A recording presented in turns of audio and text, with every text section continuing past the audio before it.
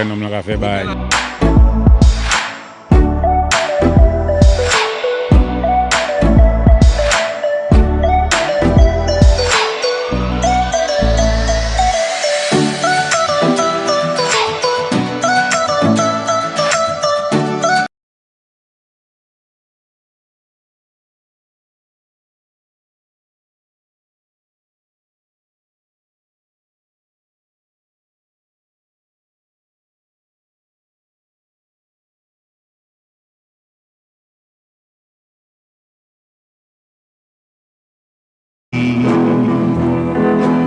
And you'll always be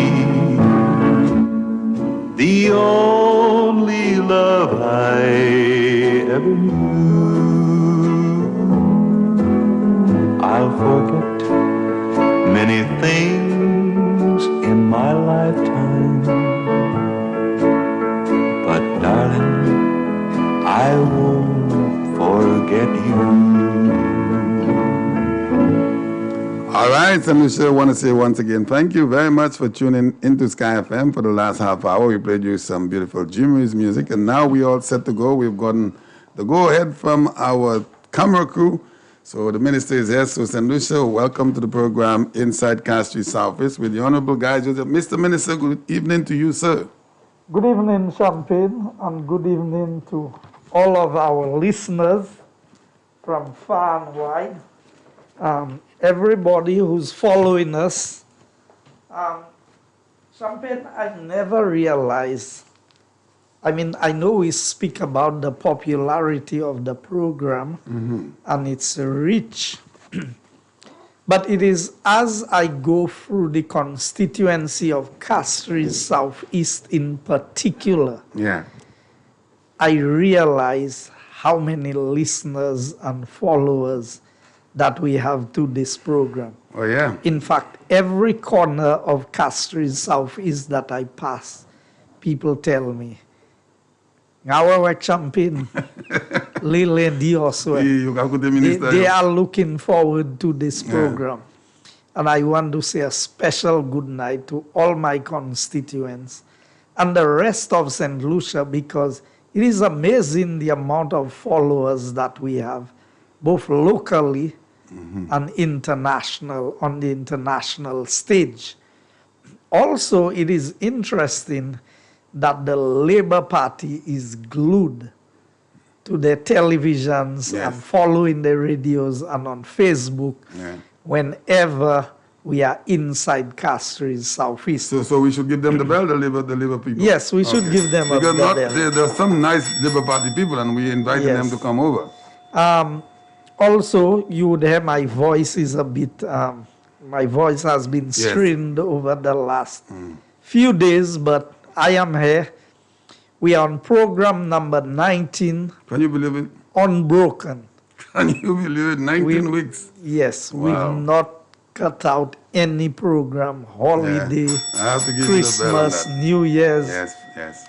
And I thank God for the opportunity to be able to address my people on a forum like this and to address the wider St. Lucia. Now tonight, I have two very special birthday greetings to extend. One is to my brother, Righties Joseph, who celebrated who is celebrating his 63rd birthday, I think. Today. All right. So today is his birthday, and this morning when I woke up, I asked him, "Do you know what today is?" And he said yes.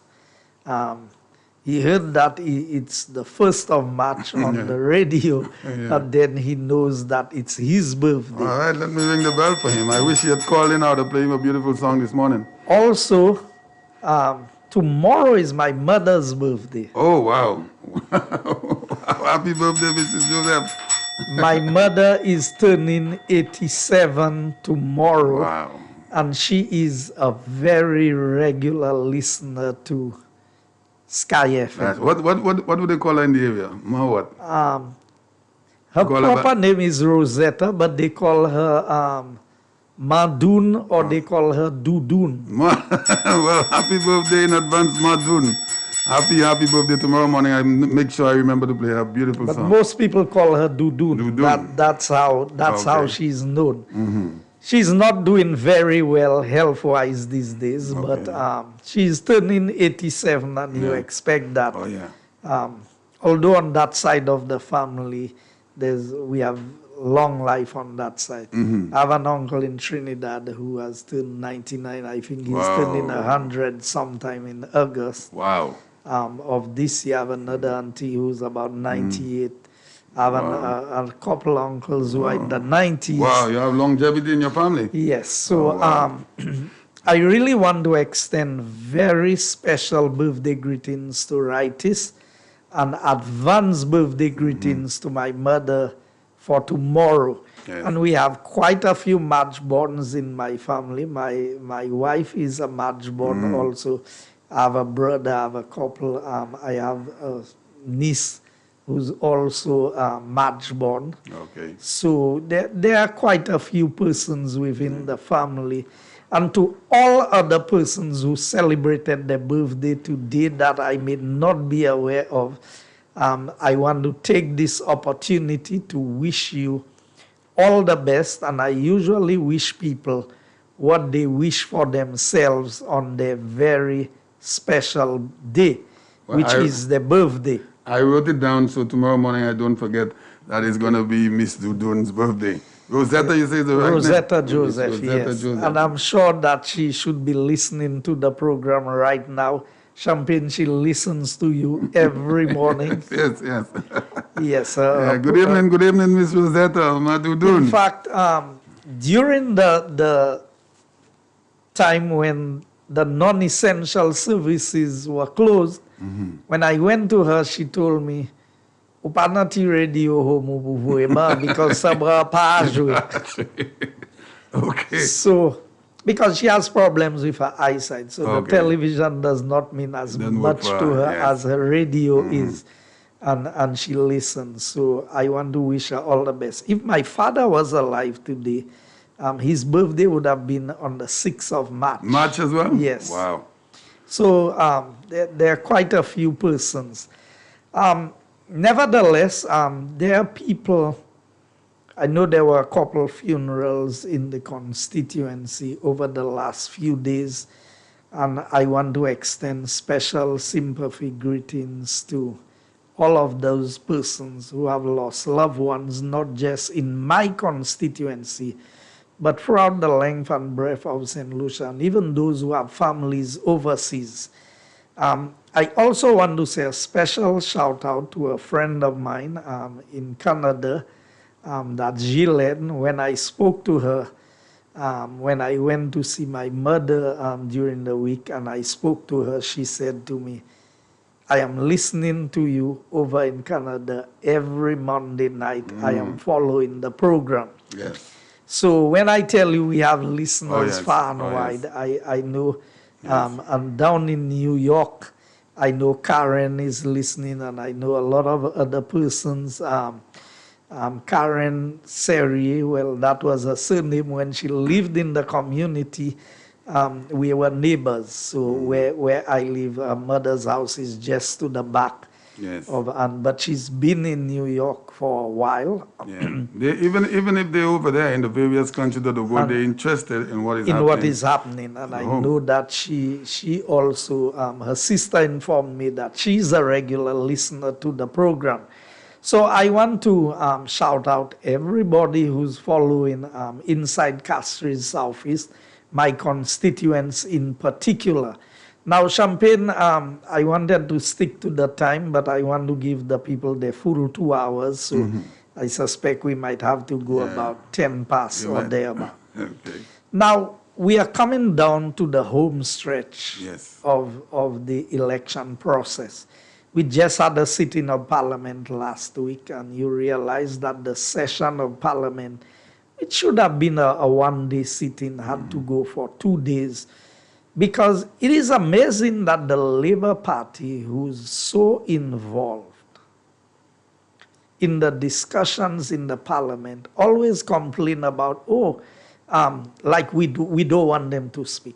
And if you combine the amount of speaking time that the 6 of them did, it is more than what the 11 of us who's on the government side did combined. So it just tells you that Labour Party is a sorry party, that they want people to feel sorry for them. They murmur and complain about everything. Yeah. Everybody have 1 hour to speak in the parliament. We can object, we can say what we want, we can challenge. At the end of the day, once they put the mic on, they're entitled to speak for the hour. Right. I mean, that's basic common sense. You expect everybody will listen there to you and don't say anything. And when we are speaking, they are the same persons who have so much to say. Interruptions and everything. I mean, it brings some spice to the whole debate in the parliament. And when people talk about our bad behavior, I went to a session of parliament in one of the provinces in Canada, and the people who took me there, some people that we were talking about when we were discussing waste to energy, they told me they were so embarrassed. If they knew that's how it was really inside there, they would not have taken us there at all, because when they saw the behavior, Parliament is a place where you get a lot of animation, you get a lot, people express themselves. It's a debate, it's contending views. And if you realize, even when the speaker has to intervene, I always tell the speaker, I can take care of myself. I don't complain about the noise that is made by the opposition. Yet still, whenever we speak, the opposition complains about, what we do and what we say. Now, our cameramen are getting things sorted out. I see the screen is working. Yeah. But I want to highlight a couple of pictures. So, I want to highlight a few things that is happening, because if there's one thing the Labour Party should try and do, is be genuine and honest with the people of St. Lucia. And by the upcoming parliament, I will show you how much borrowing that was done by the Labour Party in the best of times. And I want the people of St. Lucia to tell me, how many times did the Labour Party give them money? Because what the Labour Party is saying is, because of COVID, people should be given money. After the Christmas Eve trough, when there was so much destruction, did they give anybody 2012, money? that's right. Now, in the past, I have raised issues about the area of, and they made a big issue when I said, God knew that there was going to be COVID and the UWPs in government. The one crisis, major crisis that the Labour Party had to handle, you remember what it was? Hurricane Arlene in 1980. What happened to St. Lucia? The Labour Party had won elections in 1979. And then we had Hurricane Arlene in 1980. And the government collapsed. I don't know how many people remember that. Oh, yeah. You couldn't get rice, you couldn't get flour, you couldn't get sugar. You see, I want the young people of St. Lucia who are listening to pay attention. You see, anybody who overpromise, you have to be wary of them. This is just a ploy for elections. I heard somebody give a calculation on Norbert's program, and I tried to call that night. The person said that there are 100, and he asked Norbert, how many people live in St. Lucia? And Norbert said about 180,000. I think the most recent figures is around 184. But let's round it off to 180. He said 180,000 people live in St. Lucia. And he said that if we gave each person $1,000, it would come to about $8 or $9 million. So we could have given everybody. Can you believe the mathematics of the Labour Party? $1,000 for 180,000 people.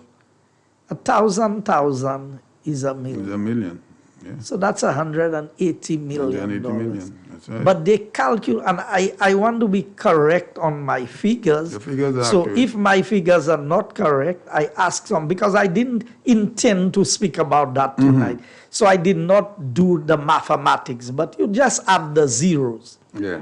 At the end of the day, when somebody can call a radio station or a television program and say that if you give 180,000 people, each of them $1,000, it comes to 180 million, you were correct. it comes to about $9 million.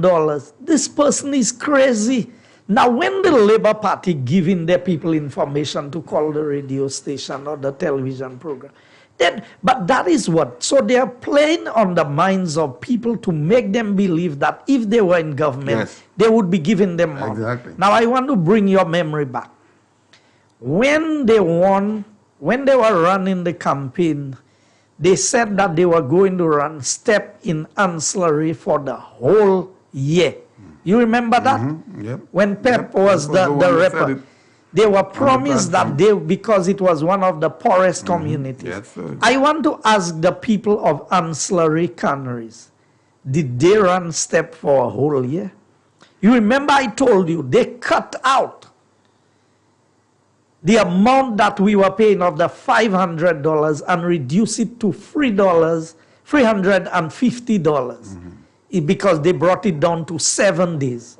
I want to remind the people of St. Lucia further that when we were in government and under the Stevenson King-led administration, and we were negotiating salary increases with the public servants, and the Labour Party had given them 000, and they forced the hand of the government to give them 14.5%. They match. 14.5%, and we had given about 10 or more percent, and there was a period of time, I think it was after Hurricane Thomas or something, we had asked for a break in between to be able to implement the last phase. You remember they took to the streets. Yes, sir. And they marched. And I think the leader of the Labour Party, I'm subject to correction. Oh, yes, he on was in the match. He was there at the match. and said, give the people their money. That's right. The He was at the same match. people who said, give the public servants their money, they are hardworking public servants. When they came into government immediately in 2011, what did they try to do? Cut the salaries of public servants by 5%. Yeah. And then complaining that we should never have given the people 14.5%. So, Mr. Minister, let me engage you there because where you're going is very, very important. So here we have, they started off asking for 24%. You remember it had started off from the CSA 24%.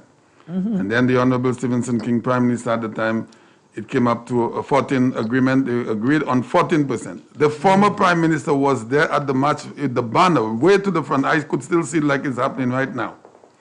When he came in, he wanted to cut the salaries of the public servants. The CSA said nothing about that. What does that say? We need to say these things to the people. The membership of the public service, a membership of this public service, they should look into their leaders or their executives.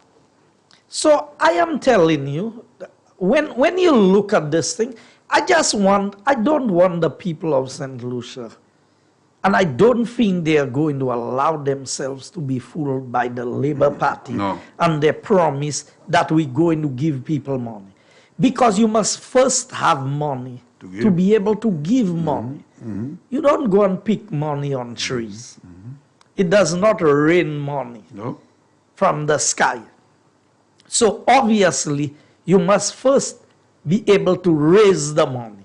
So they have looked at the ability of the United Workers' Party government to raise revenue, to make the shortfall. And I will deal with that in part in the upcoming budget debate. Because I know the capabilities that I have seen on the other side. By his own admission, Dr. Kenny Anthony said they could not raise money except they had put their financial house in order. And I want to ask them, in the best of times or in the worst of times, when did the Labour Party ever hand out money to the people of St. Lucia? You started a step program where you were paying people $20 a day. It took a UWP government to start paying these people $50 a day. And when you came back into government and found that we were paying each person $500, you found that was too much. You cut it down to 7 days at the $50 to make it $350. So why didn't you increase? Because we came into government, we found you paying $20. We increased it by 150% for the poor people. Why, when you came in, you did not increase it further for them? You cut it back by cutting the number of days because it would look too bad for them. And I wonder people of St. Lucia to remember that, you know, that is not very long ago that happened. And they reduced the amount of people that was being employed to 100 people per constituency. That is one. I also, and if our camera people can put the pictures, I sent you a couple pictures of Dr. Anthony and myself at a funeral, and another one at the parliament, because I want to make a comment on this, because people think that politicians are vexed with each other. There are things, you can look at the screen, Champagne. Yeah. That was Dr. Kenny Anthony and myself in Viewfort, in his constituency. How long ago was that? Oh, you don't remember? This year. Oh, it was this year? Okay. Yeah. If it was not this year, it was Nikki Valmore's funeral. Oh, yes, well, that is this year. If it was not this year, it would have been late last year. Nikki Valmore's funeral is January, I think it was. Now, we were chit-chatting about being in his constituency and how things, you know, just casual conversation. If we can go to the next picture in the parliament, because I want to make a point. That is in the parliament. Yes, I saw that this last week. And you know what I was doing there, Champagne? And I want you to leave that picture on there for me for a while, because I was highlighting to Dr. Anthony, you know what he said? He said, oh, you've lost your shine. You're not as sharp as you used to be in the parliament. Really? And it looks like you are beginning to forget things. Yeah. Now, what they were accusing the government of is that the monies that we borrowed for COVID-related activities, that we were using these funds to be able to build roads. I had some people call in to say that one guy is... And they came and they highlighted that we had borrowed $21 million of the Millennium Highway. And that is true. Money was borrowed. But, and I may have said that in the debate that the contribution to the Millennium Highway was $1.7 million, 1.750. And I was making reference, and I have the document right here with me, that the people of St. Lucia can see. This document, under the title, Figure 1, Allocation of the IMF US $29.2 million US dollars rapid credit facility. That was part of the funding that was raised. And under the Millennium Highway, I had circled it, as you can see, Champagne. I had circled it, and I was showing Dr. Kenny Anthony. I've not lost my shine. Okay. And I have not given false information to the Parliament of St. Lucia. I am just showing you the Millennium Highway West Coast Road Project, $1,705,599. Now, I was making, and as I said, I was making reference to a particular response that was given by one of the members opposite. And I was saying to them, look here, when the IMF gives you a loan, and they stipulate the conditions of the loan, you cannot just go and use the money otherwise. So, Mr. Minister, sorry, hold your thought, because I want you to clarify that again, because I've had so many people calling into my morning program stating that that money from the IMF was not a loan, it was given to St. Lucia as a donation to give out to the people. Clarify that first. Now I just heard you say it was a loan. I knew it was a loan, but we have people saying that is money that was given. If it's a donation, I don't know that you have to go to Parliament to get Precisely a guarantee for a donation. Right. And Yes. I mean, I have the documents there. I don't want to mislead the public. Right. As far as I know, all of these funds were funds that was borrowed. Okay. All right. And it gives, so for the National Apprenticeship Program, for the Caribbean Regional Communication Infrastructure, ICT Evolution, Viewfort Water Supply Project, Agricultural Transformation, Banana Productivity Improvement Project, Opika Bellevue Road Project, reconstruction of bridge in cul-de-sac,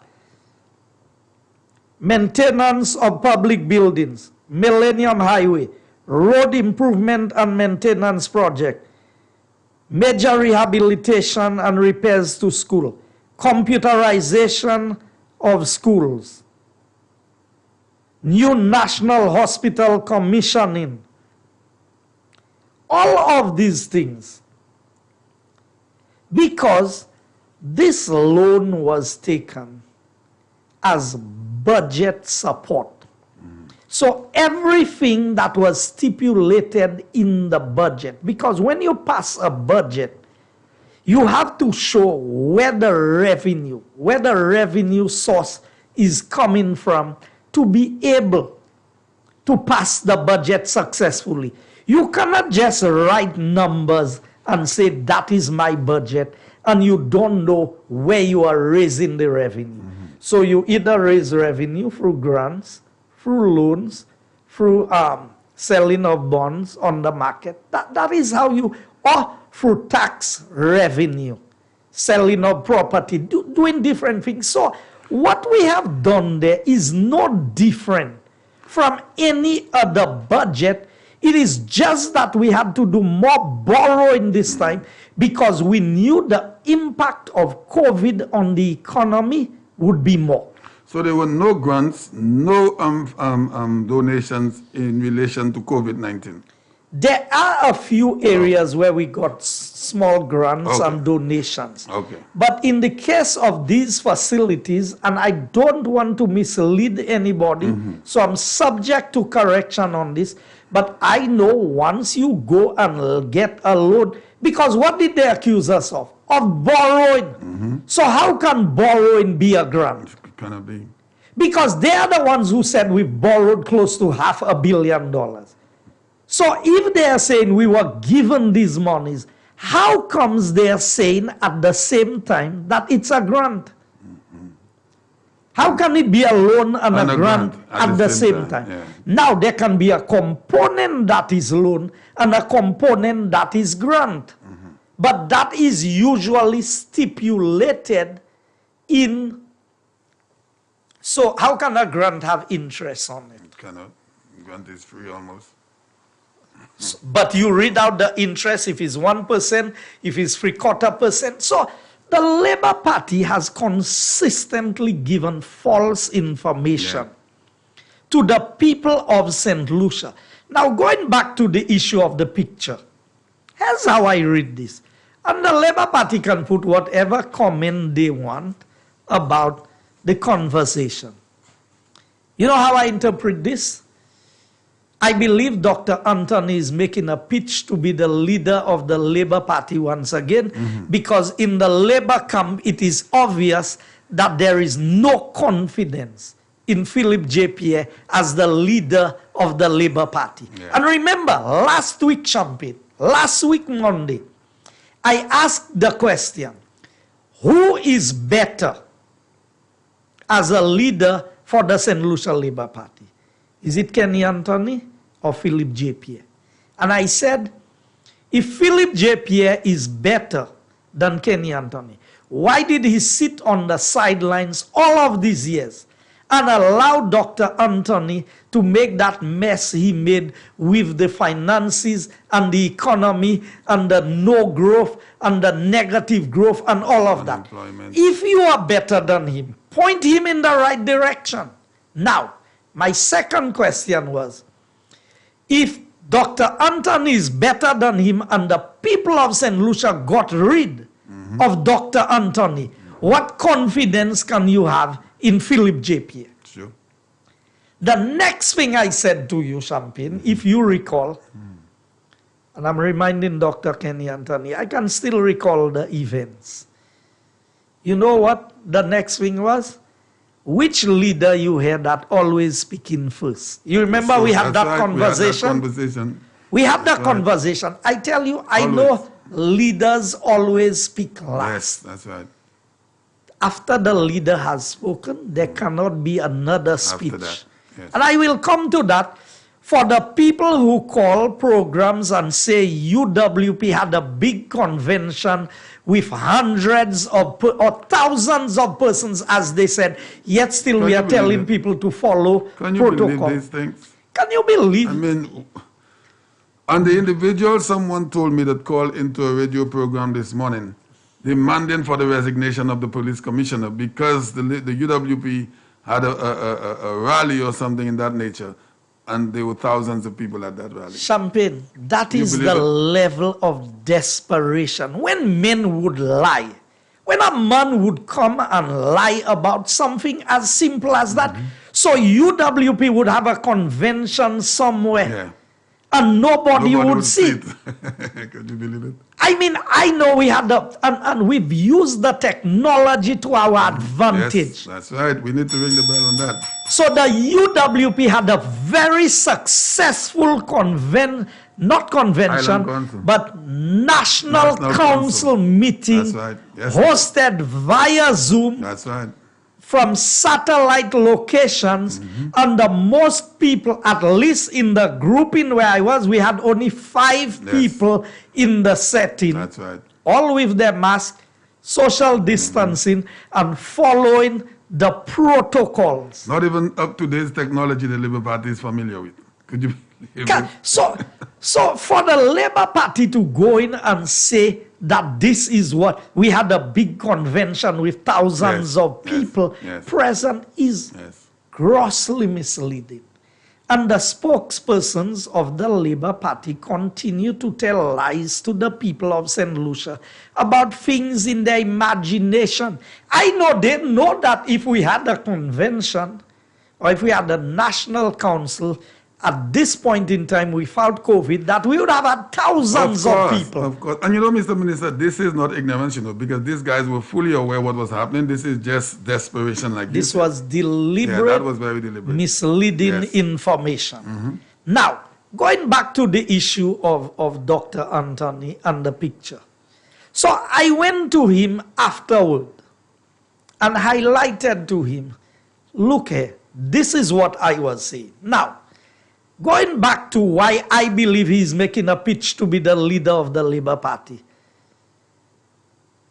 and what happened in the parliament. If my memory serves me right, for a fair amount of time, Dr. Anthony was seated in the parliament by himself. You don't see that very often. In fact, I was jokingly telling him how he found himself so far down the aisle that he was next to Minister Fede. That's right. I saw that. That is true. And I tell him, do you want me to put a barrier to separate? We were joking about things. You know what? It was a moment of levity. But you know what I read from this? Philip J. Pierre is upset with everybody in the parliament. He is quarreling every moment of the day. Yeah. As if to smile is a crime for him. So I believe that Dr. Anthony was exposing or showing Philip J. Pierre how to be a leader, where you can disagree with people, but at the same time, you can... I mean, why do you think in Dr. Anthony's speech, he took deliberate time to talk about his discussion with Minister Fede and all of the things that went back and forth? He had a new energy. I saw that. I don't know. You think that was because Dr. Anthony has a change of mind or a change of heart towards Dominic Fede? He was exposing Philip J. Pierre that you can't be a leader and be vexed with everybody. So let me show you how to do this. Now that's the internal business. That's for them to work out and fix up. But that behavior, Mr. Minister, can that fool you? Because you've seen it all before. I know this man. I've seen that all before. Yeah. I know these things. I keep on telling you. Dr. Anthony lost elections in 2006. Why he didn't resign as leader of the opposition? Yeah. Why was it in 2016 when he lost elections that he resigned forthwith and Pierre just had to pick up the pieces? That's right. Was he so disgusted with the people of St. Lucia that they had voted him out again, that he chose to say, well, look here, here's y'all thing. Y'all don't want me as leader, I'm gone. But I saw, because in his budget presentation, he did not speak for an hour. Yet still, on all three bills, he spoke. On this. That's the longest, I believe, and I'm subject to correction, but Hansard will show that may have been his longest period of speaking in the parliament since he's in opposition, on any given day. Spoke for the full hour. So, what does that tell me? So, now they can tell me, mind my business. Yes. The business of the country is my business. Right. Amen. And if a man who has failed so many times is the best option that Labour Party has to turn to, then we're in serious trouble in this country. Because it is obvious that Honorable Philip J. Pierre does not command any respect. I mean, for a good while, he was in the parliament by himself. All his other members had left. And then the member for Labrie joined him. And you know what I said to him? I said, after you fired the man as your deputy, that's still the man that they're giving you a little support. Now, it is obvious that the Labour Party lacks leadership. They lack the ability to govern.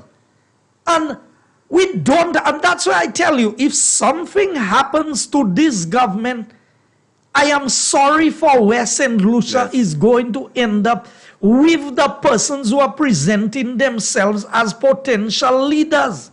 And I want to highlight that because people need to understand. I know that Dr. Anthony is smarter than Honorable Philip J. Pierre, and he's playing the game. Because obviously, people within the ranks of the Labour Party are asking because they are speaking. Now, they may tell me that's not our business. When we had the issues in our party, it was headlines for them. That's right. They were lobbying people in our group who to support and who not to support. Yes, you know that, champion. Of course. Up to today, they still want certain people to lead the UWP. Okay, so at the end of the day, it is obvious that there is a rift in the Labour Party at this point in time because there's no clear leader. And some people believe that Dr. Anthony is better than Philip J. Pierre. Some people feel that Dr. Anthony has failed 3 times as Prime Minister, that he has not taken the country where it needs to be. So they are battling within themselves. Now, I was telling you, who spoke first on Tuesday morning at the sitting of Parliament? When I was here, I didn't see the start of it, So, I would know. The member for Labrie, my friend, Alva Baptist, was the one who spoke first. Now, you know in the parliament, every time, whether it budget, whatever it is, Alva is either the last or the speaker before the last. That is true. What did I say on the program on Monday? So I know they're listening, and I want to welcome Philip J. Pierre, Kenny Anthony, Yeah. Musa, Sean, Ernest. I want to welcome all of them because I know they are glued to their television or radio at this point in time, following the discussions inside Castries Southeast. Right. So welcome, and I hope that you are paying attention to what I'm saying tonight, because obviously you paid attention last Monday, and it's not by accident that the member, the leader of the opposition, did not begin the discourse as he always did on this occasion. And remember, I told you, Champagne, on the program, tomorrow is Parliament. Yes. I know you will see what they will do. Yes. And so said, so done. So that means they took your advice, they were listening. I mean, you laugh at these things, but it tells you the sorry state that a political party that has been in existence for longer than the United Workers' Party has found itself in. That you don't even have a clear-cut leader, no succession planning. Now, there was a time when there were a few potential people with the capacity to lead the Labour Party. Where are they today? But Mr. Minister, I'll say something. All day you said that is not our business. Based on the way that Dr. Anthony left the Labour Party after the 2016 election, just run away, just give it up to Philip J. Pierre, the leader of the opposition. If I was a delegate in the SLP, I would never vote if there's a vote for Kenny Anthony to be back as the political leader. Based on the way he bowed out, just give up and run away. I would never, but that is their business. I'm saying if I was a delegate of the Labour Party, I would not vote for Dr. Anthony based on the way he bowed out from the party as the leader. When you have followed for so long, you don't know how to lead, and that is Philip J. Pierre's problem. He has followed for so long, everything is simple to him. So he had to sit there and wait and wait and wait until Dr. Anthony said, I don't want it anymore, and gave it up. So his push to re-enter as a leader, is it because of the lack of leadership? Is he sensing that? That's for them to work out. I want to deal with the issue of the vaccine. And the Labour Party came to the parliament and made a cry as if it's lack of representation. And I'm happy how Minister Sarah Flood dealt with the issues of diplomacy and what has happened in the Ministry of Foreign Affairs. The issue of vaccine is not an issue of money. It is an issue of availability. And anybody with basic common sense would understand that. All countries in the world wants to buy the vaccine. And I said it in the parliament. The US with 400 million population ordered 1.2 billion vaccines. Now, who you think the people will sell to? It is obvious that the person who makes the biggest order will get the priority. Yes, down the road, there'll be too many vaccines for everybody. But in the rush, so it is not because of incompetence. So look at it. We got our 25,000 vaccines today. Came in. It's available. Grenada still did not get any vaccine. What have we done? We have given 5,000 of our 25,000 to Grenada. So is it because the government in Grenada is incompetent? No. Remember, that is a prime minister who has won every seat twice. That's right. No opposition. And then remember Barbados gave us 1,000 vaccines. So we could have done the same for Grenada. So what I'm saying is, this has nothing to do with competence or incompetence. That has to do with availability. And that is why I tell them, do not play politics with the health of the people of this country. Rather than join voices with us and speak to your counterparts, your Labour Party counterparts in the other countries who receive so many vaccines. Look at it. We got 25,000. We were able to share 5,000 with Grenada. Why? Because we understand that as OECS countries, we have to work together. We buy all medication together. Don't we know that? The OECS buys its pharmaceutical supplies collectively so that we can make larger numbers to get more competitive prices. So you buy in greater bulk and then it is distributed through the islands. So that was the approach taken by CARICOM to secure vaccines for our population. So I don't know, I had sent it through to my to the television people. I wanted to highlight that. I don't know if you can get it on the screen for me.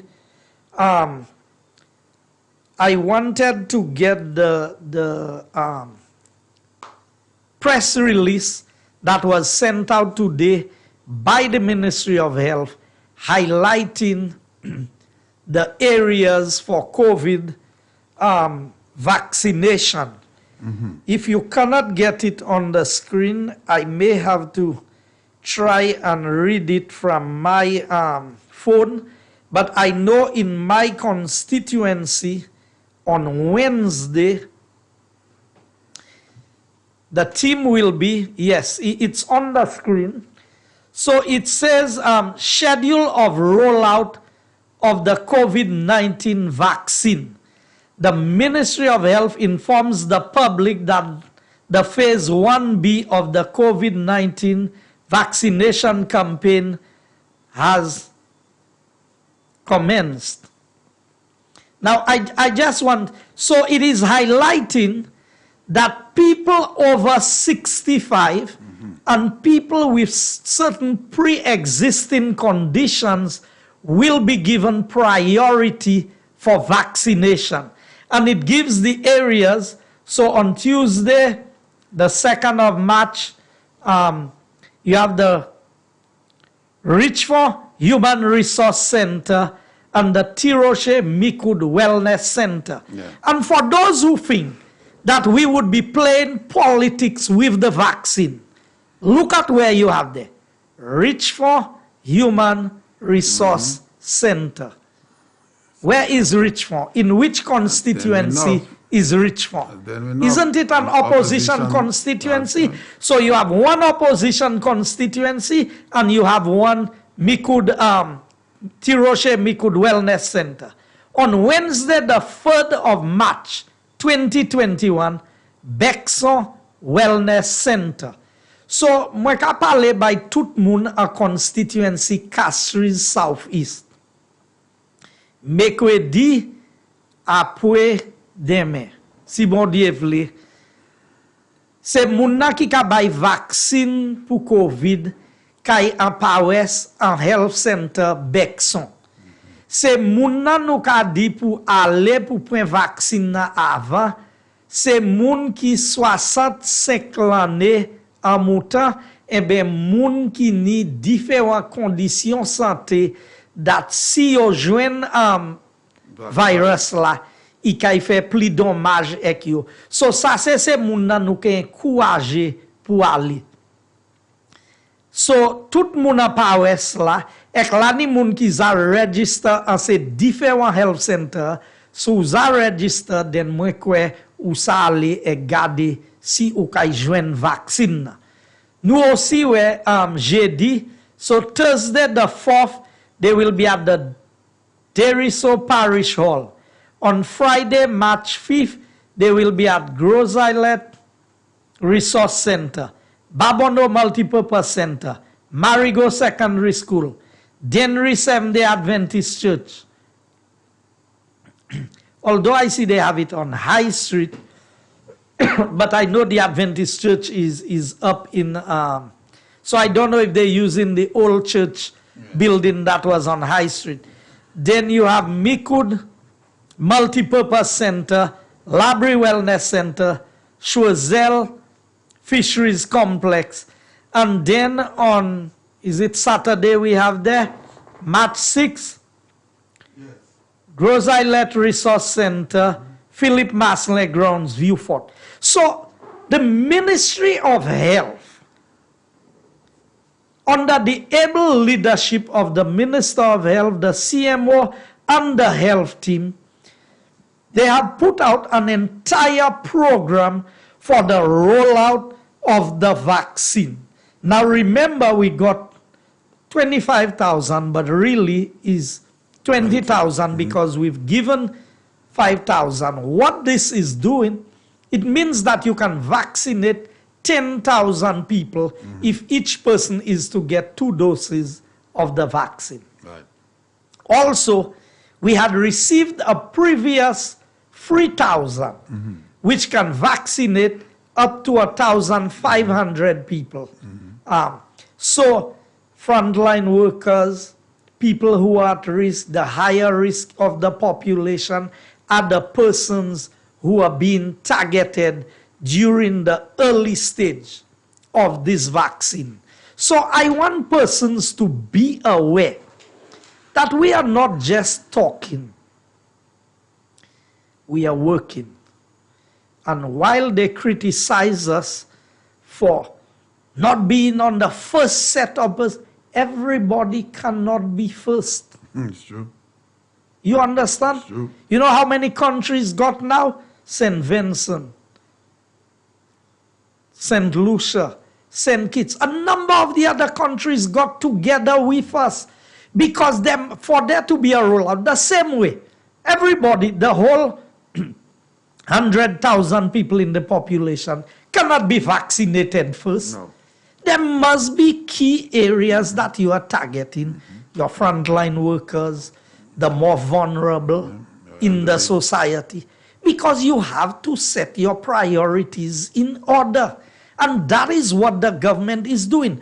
But rather than the Labour Party joining forces with the government to look after the health and well-being of the people, what they do is use the parliament to create chaos and to mislead the people of St. Lucia with a lot of false information, making people believe that they're going to give them money when they come into. You remember they said they were going to put 100 million in the economy immediately. And after 3 years, they have not put in the 100 million. They couldn't even borrow. St. Lucians will believe that these people will give you money. I know a few people will say, oui, si le balai, okay. But comment do? C'est pour yo ni l'argent, pour yo sa ba l'argent. Pas ça bay sa bani. Now, another thing that came up in the parliament that they highlighted, they said, we are spending $20 million on 2 miles of road. The Labour Party spent $13 million plus. It's a little more than 13 million on the Bois d'Orange Bridge. The bridge is barely 100 meters. It's a basic You bridge. justify spending $13 million It's a basic bridge too. There's nothing on a extravagant. bridge. Huh? Nothing extravagant about the bridge. It's just a basic bridge. You build it 4-lane. We are now making a 4-lane road. Median barriers, Yes. lighting, Roundabouts. proper drainage, 2 roundabouts, median barriers, Walkovers. walk over, and overpass Yes. for pedestrians, with proper drainage and sidewalk in the entire area. and you complaining that this should not cost $20 million when you built just one bridge? Just the bridge. And not an extravagant bridge. It's just a basic The bridge. bridge is in Badawash. Everybody can go there and see. No railings, nothing beautiful. It's just a basic bridge. And you look at the work. The work is being done at nights. It costs just so that on the road work, so that it reduces the inconvenience to the traveling public. The public cannot say that they have been impacted by that road construction project. No, not once. Not once. So, I mean, the government is showing, we are showing how to get the work done. And the Labour Party is at pains to come to understand. Now, why do we have so many pre-existing conditions in St. Lucia? And I want to ask the people of St. Lucia. And I have a copy of the Star newspaper in my hand there.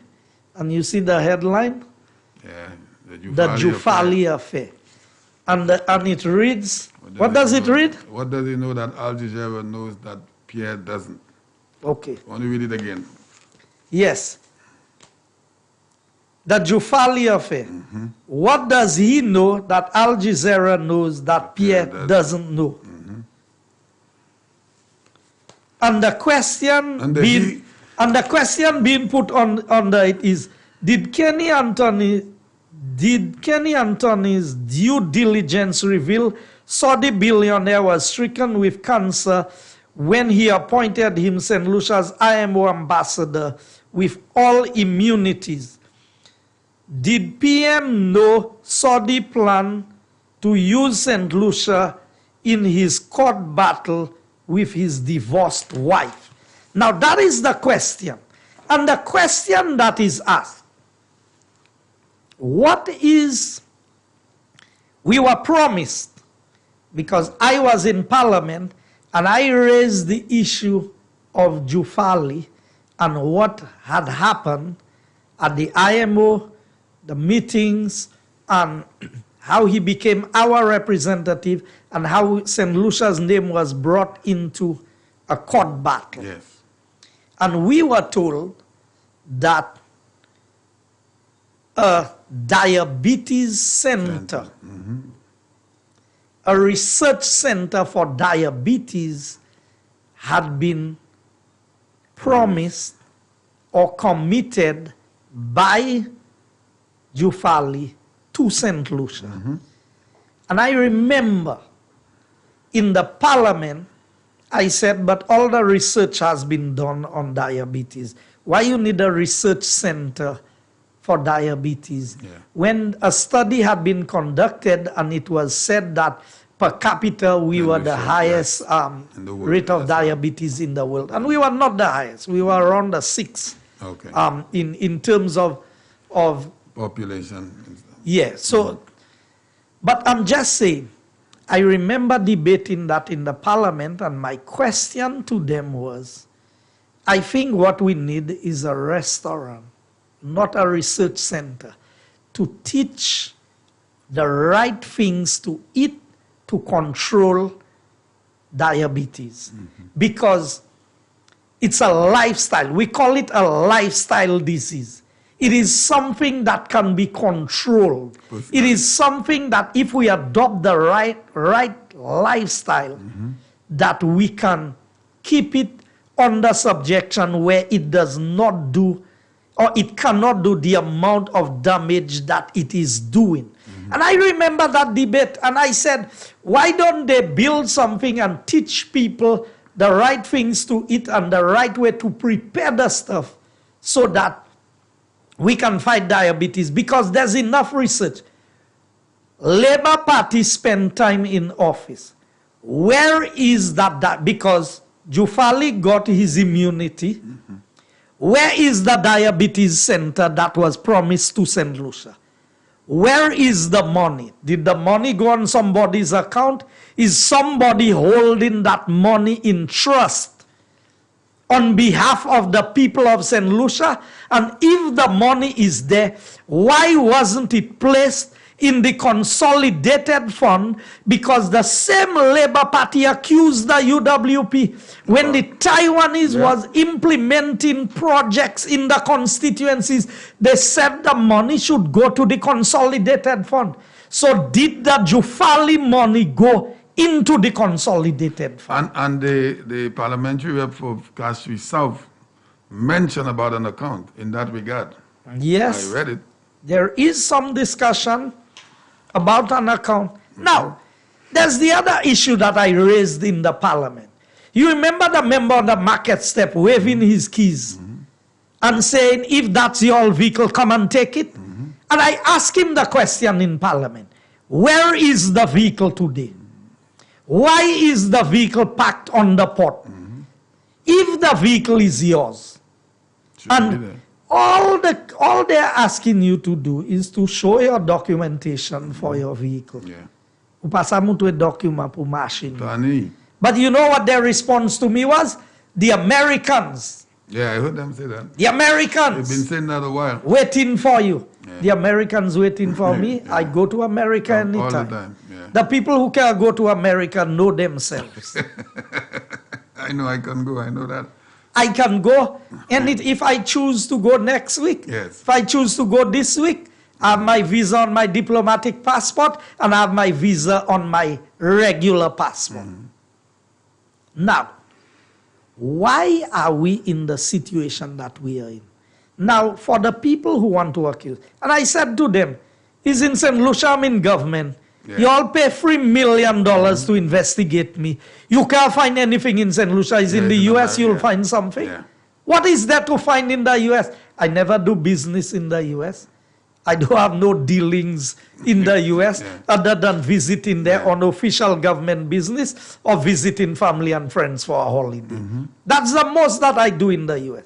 So why you think the US government, what case? You remember what they said about Richard, that marshals will come to him. Would be on the airport the night of elections to collect him. Look, he's there with them these days, you know. He's there with them. Marshals ain't come for him yet. It's me marshals coming for. But you see, that is what the Labour Party does. When they cannot find anything on you, they go after you. So I want to ask them, why did the customs seize the vehicle? Or why did the customs take back the vehicle if they didn't seize it? Why did they take it back and park it there?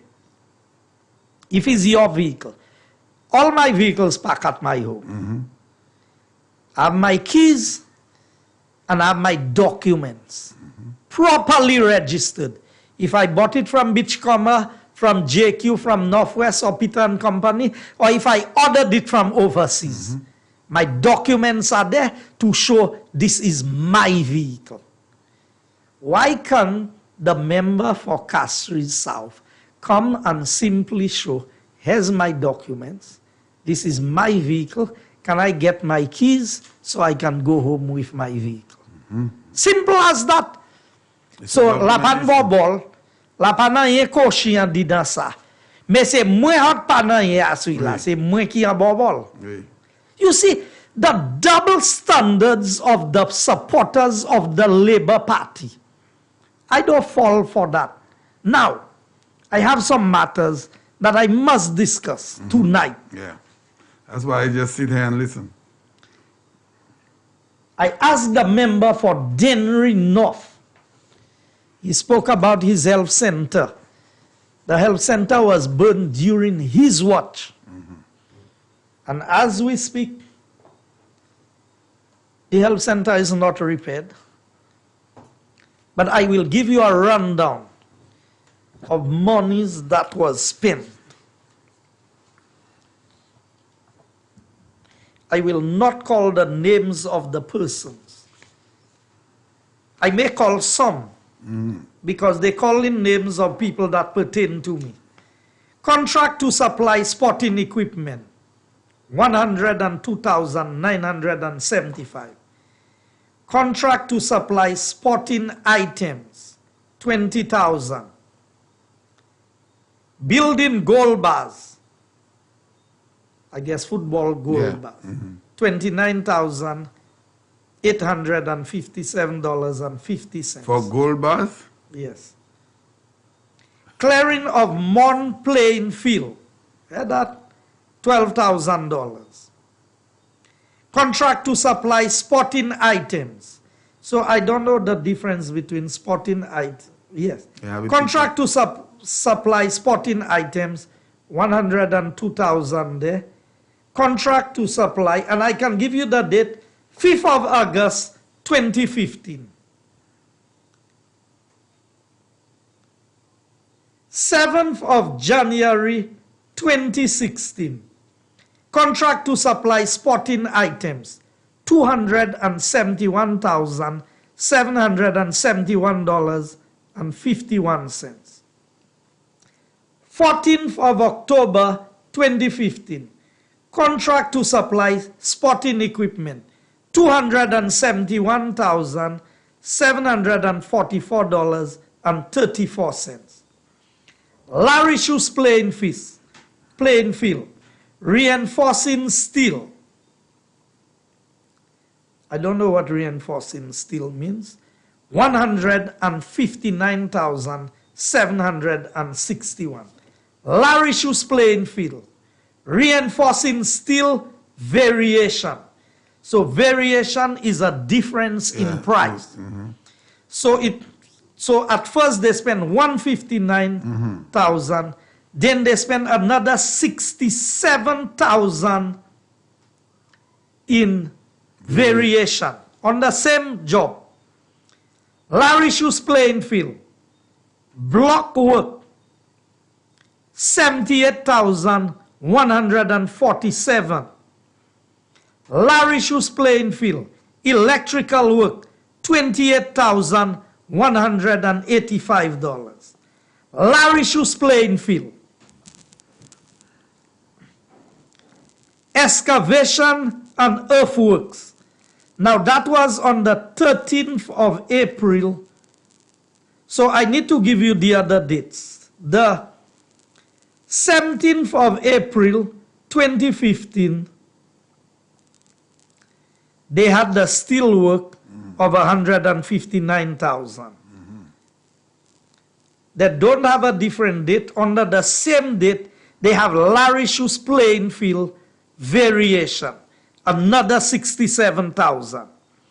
On the 20th of May 2015, Larry Shoes Plain Field block work, $78,147.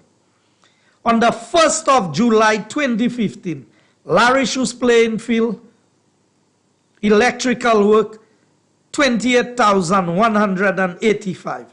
On the 13th of April 2015, Larry Shoes Plain Field excavation and earthworks, $372,199. Larry Shoes Plain Field excavation and earthworks variation, $99,525.01. Larry Shoes Plain Field plumbing works, $53,095. That's April 15. All of this money, wow. The member for Dennery North, and you can do the calculation, should be maybe 2, 4, maybe almost $1 million, if not more. Over $1 million. Over $1 million, yeah. You could not find a couple $100,000 to fix or to build the health center for the people that you claim you care about so much. But today you want to tell the people of St. Lucia that the government of the United Workers' Party should not be spending money anywhere else. But you had an opportunity with all of this, and I'm asking him, was all of this from the minister's account? I don't know. I am asking him if that was money spent from the minister's account. Now, I'm coming to my constituency. And the candidate for the Labour Party is going around and telling people he doesn't have money to run campaign, but vote for him now, and he will make sure they get work when they vote for him. Wow. Now, I tell people, whatever you do is recorded. What you say is there for people to see and to know. So, who was the candidate for the St. Lucia Labour Party in 2015?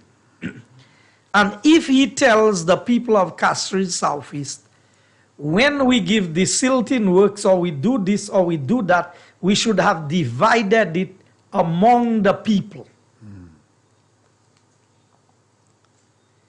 I want to give the people of Castries Southeast in particular.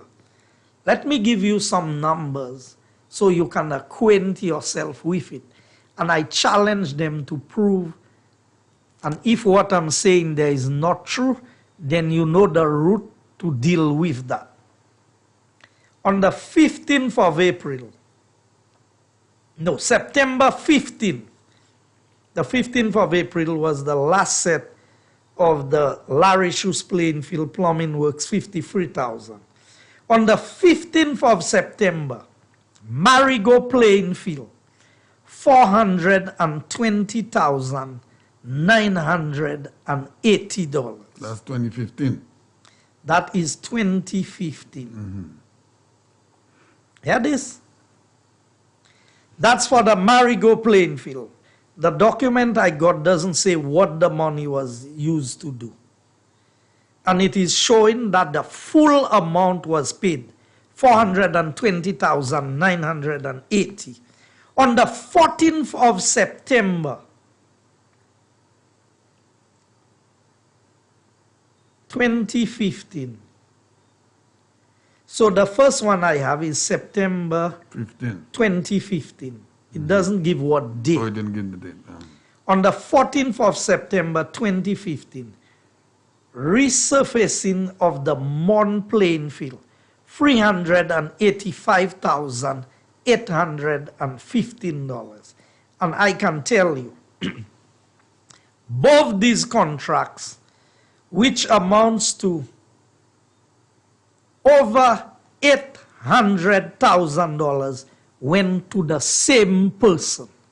So I want to ask the Labour Party, when you come and try and make people believe that you're going to share the work with them, why when you had the opportunity before you did not share that work? Why $800,000 on two different playing fields went to the same individual? And that was the headquarters for running the Labour Party campaign in Castries Southeast. Okay. Okay. For that matter, I saw the Labour Party candidate driving a vehicle during the campaign, which I saw these same contractors with that vehicle after the campaign. Okay. So I want them to tell me what that means. I go on. I won't deal. Now, here's a description. On the 20th of May 2015, carpentry and joinery and floor, wall and ceiling finishes, Larry Shoes playing field, $236,530. The amount that was actually paid was $269,225, a difference of $32,695. You heard how much money has been spent just on the Larry Shoes playing field? I've been to that field anyway. Okay? So when these members want to come and accuse people, I tell them, My record is there to show. Show any job that was done under my watch that is not worth the value. Now hear that. Construction of changing room on Marigo playing field and rehabilitation of Dennery, Lafag and Mon playing field. Now remember, all of these contracts I have highlighted there was issued to other persons already. But it says a construction of changing room on Marigo playing field and rehabilitation on Dennery, Lafag and Mon playing field. That was the 13th of November 2015, $155,000 paid to Ada Inc. Now, who is Ada Inc.? I want to know if Ada Inc. has any connection to the Labour Party candidate for Castries Southeast. And when they want to post things on Facebook, tell the people who is Ada Inc. Disclose it so that the people can know whether the same people who promising you work today, when they had the opportunity, they took the work for themselves. Yeah. That is what we need to establish. Because when my brother got a job, which is in the same field of work that he is in, there was a big outcry by the St. Lucia Labour Party. But I don't disguise things. I don't go and hide things under other people's names. If my brother is entitled to get a job, he gets a job. Show me where I gave him a job that he was never involved in before I got into government. Then we can have a discussion that I am showing favoritism or practicing nepotism. So when they can do that now,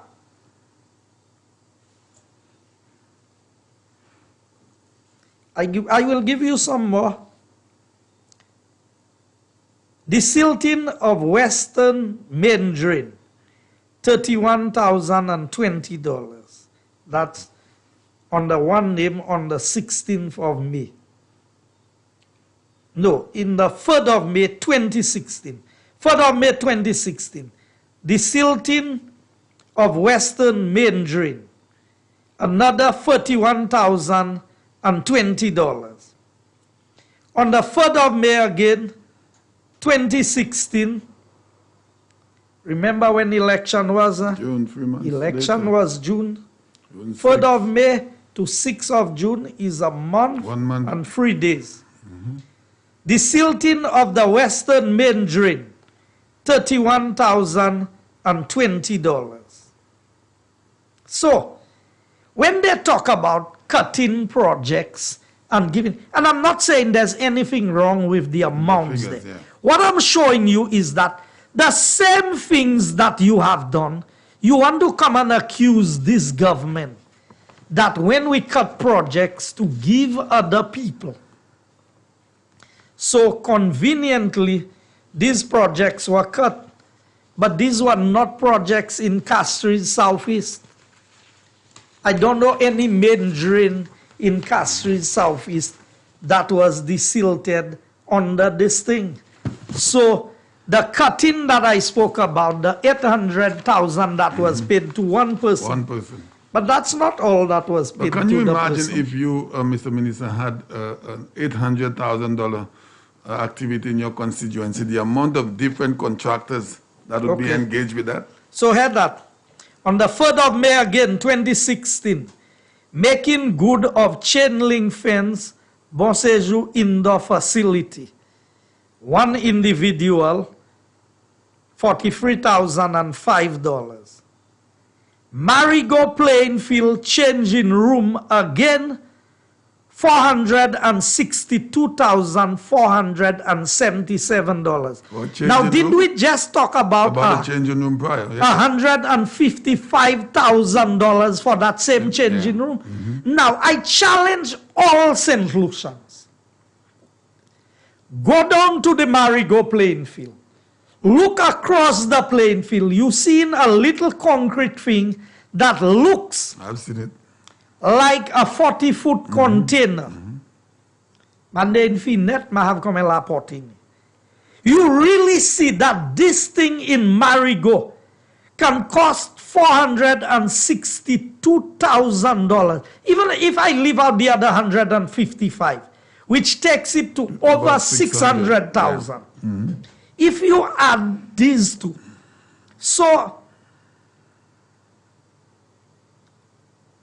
$462,000. A person pa believe that Latin a bubble and did buy. How can you, with what they build that, with gold? To tell me that little, think of a $400,000 house.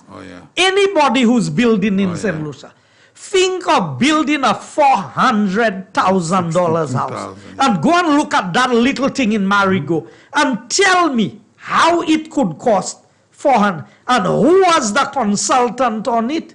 Was it Ada Inc.? And who owns Ada Inc.? So when we talk about what has happened, now look at here. Professional fees for Foaso playing field change room. February 2016.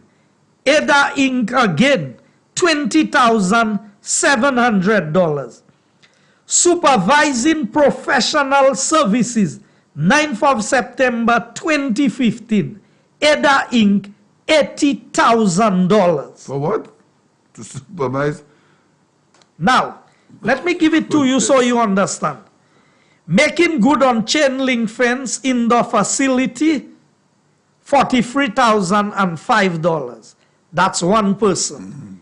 Marigot playing field changing room, $462,000, same person. Twapito and Barney playing grounds access, $163,660, same person. Box drain for the Twapito playground, $46,460, same person. Cicero playing field, drainage and resurfacing, $384,835, same person. Marigot playing field, changing room variance. You know, after all of that money we talk about for that little margie they built in Marigot, it still had a variance or an overrun in the price of another $15,600. Same person.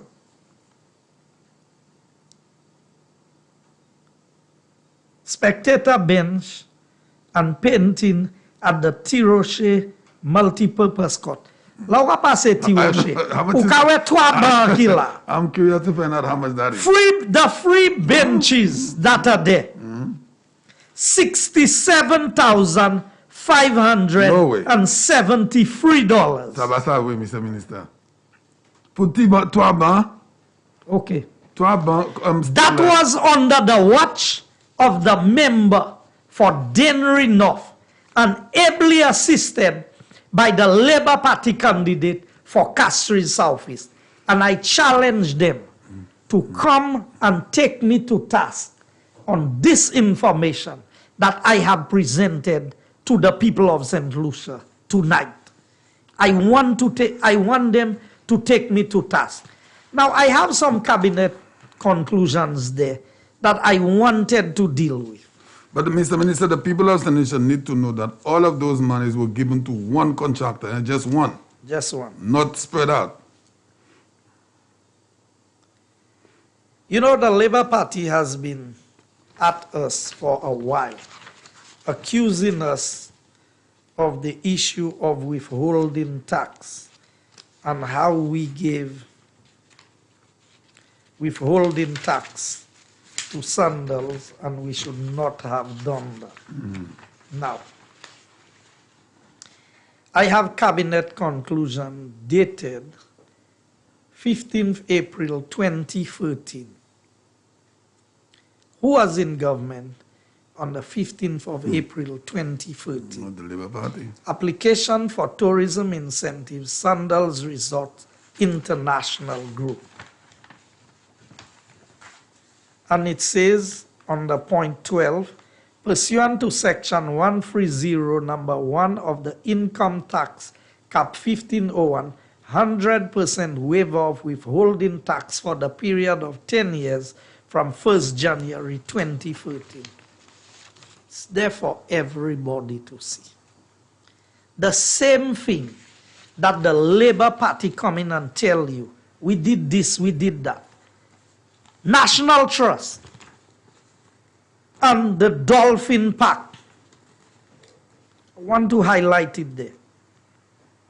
16th November 2015, Cabinet Conclusion number 744 of 2015. Who was in government in 2015? Again, establishment of an incentive regime and associated responsibilities between the government of St. Lucia and the Sandals Group. Point 1. 100% waiver from property tax in respect of the 2C's Holdings and 2C's Management Limited. 100% waiver of import duty, value-added tax on building materials, articles for hotel furnishings, fixtures, and so on. This is the same standards they're talking about. Yes. And marketing materials imported by the applicant for, hear this, for the construction of a 150-room extension of Sandals Grand St. Lucia Resort and Spa. Development of a dolphin recreation facility, refurbishment and existing plant and equipment of the hotel. Look at there. It's up for them to see. When Jimmy Fletcher came and said, oh, when they approved the thing in Castries. Look at, when I said that they had given incentives to a hotel to build a dolphin park at Pigeon Island, at Pigeon Point.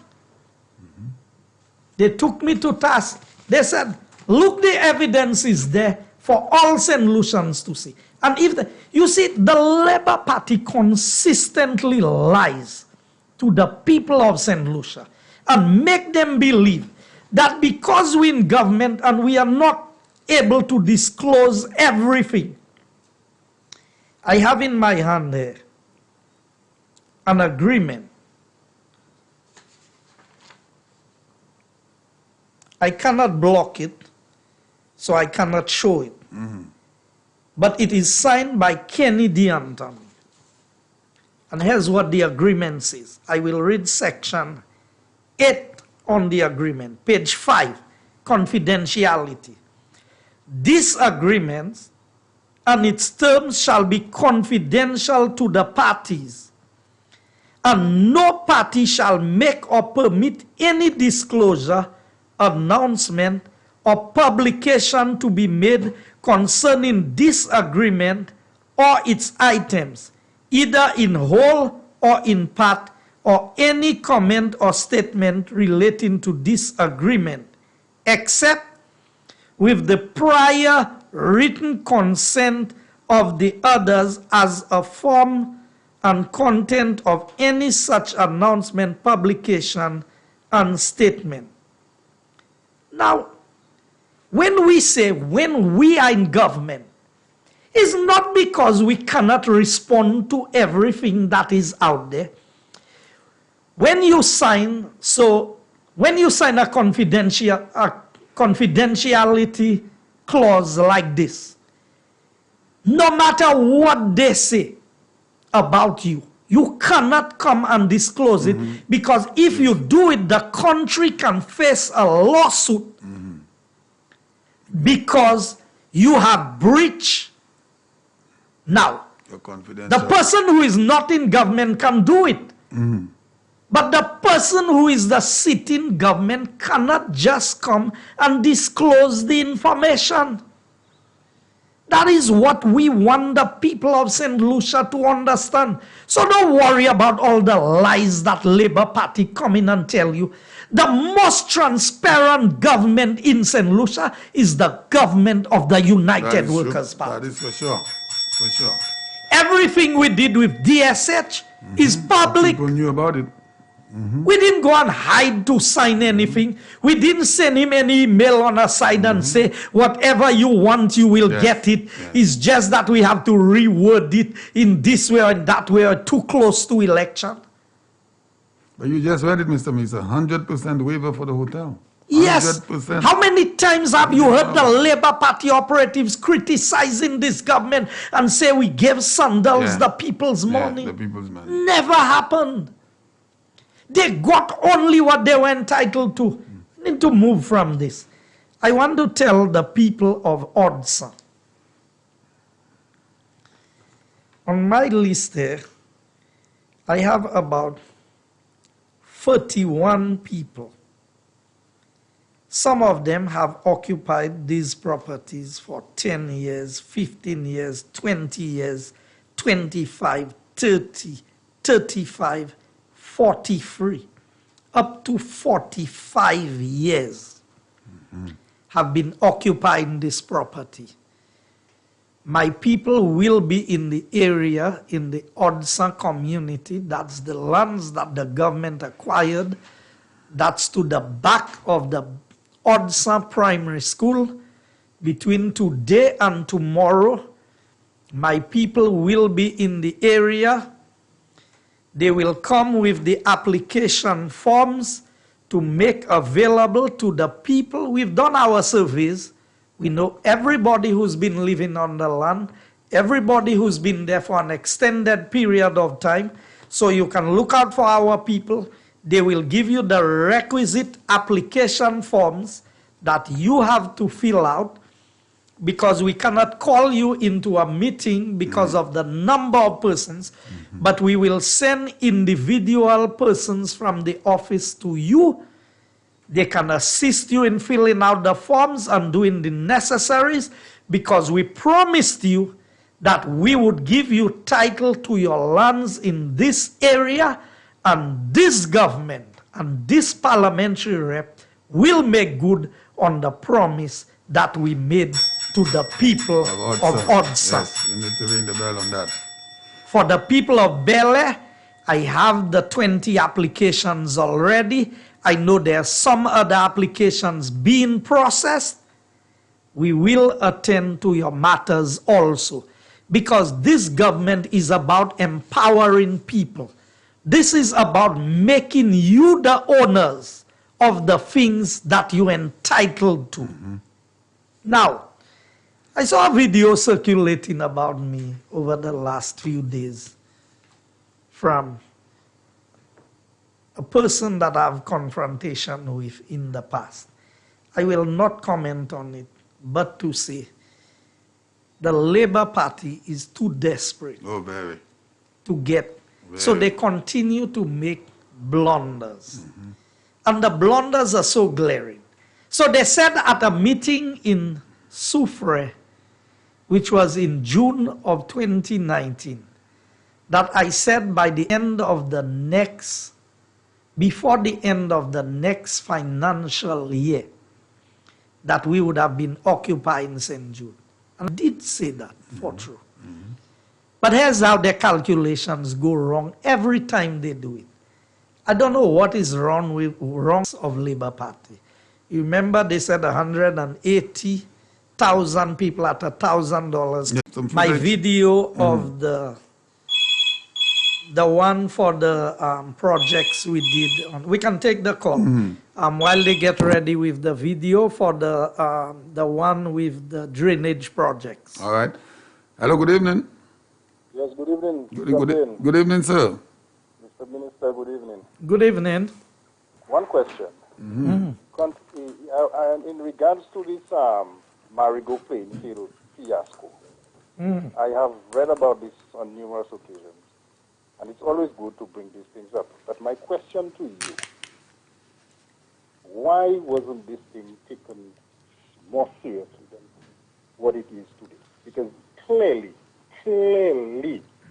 that piece of thing does not cost 420,000. Why is it somebody didn't pay for that, Mr. Minister? Why didn't the government pursue this matter? The matter is still being pursued. When we did the initial investigation, they said that the information was not sufficient to go forward with the case. So a forensic audit, forensic accounting firm had to be engaged to be able to move forward with that process. But also these funds are funds under the NLA, and they are the ones who have to trigger the process because it was not direct funds of the government out of the consolidated fund, but it was funds that had gone through to the NLA. So there are a few challenges, but as far as I know, the process is still ongoing as it relates to the minister's account and the things that transpired. I am hoping these things could be settled because that has dragged on for too long, and people need to be taken, being held accountable, Mr. Minister, for this wasteful use of resources that we don't even have, that we are scrunching all over the place trying to get. And you know what is you know what is sad about all of this, caller? These people stand up in the parliament every time, and when you hear them speak, they will tell you, oh, y'all cannot manage, y'all are the ones who this, y'all are the ones who... Look at what happened. I mean, if I had built something like this that cost 400, even if it had cost $150,000, there would be there would be an outcry. How can this thing cost? I mean, the free benches is a classic example by the Tiroche court. Yeah, we need to take some photos of those benches and show to St. Yeah, 3 or 4 benches, caller. I've seen them myself. Yes. And you know there was a variation on the cost for the marriage. I mean, after you spend over $400,000 on this thing, there's still a variation to make the price higher. And then the consultant is paid. The consultancy fees is not part of that, you know. There's another $155,000 that is paid. And what they did was they bundled up the projects together. So it's kind of difficult to figure out the one that stands out by itself. And you heard how many projects. 99% of the projects that I highlighted, they went to 2 persons in Castries Southeast. And if I call the name and you go back and trace, the 2 persons are very well connected. And I want them to challenge me on that. Challenge me and tell me the people who know they were involved, tell me to release their names and show the connection between the 2 parties who are involved. They would not. One more thing, Mr. Minister.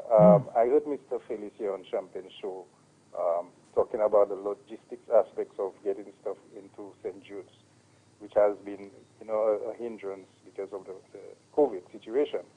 But I'm saying I think we need to play our part as a government to let people know, because some people are questioning why certain things are taking some time.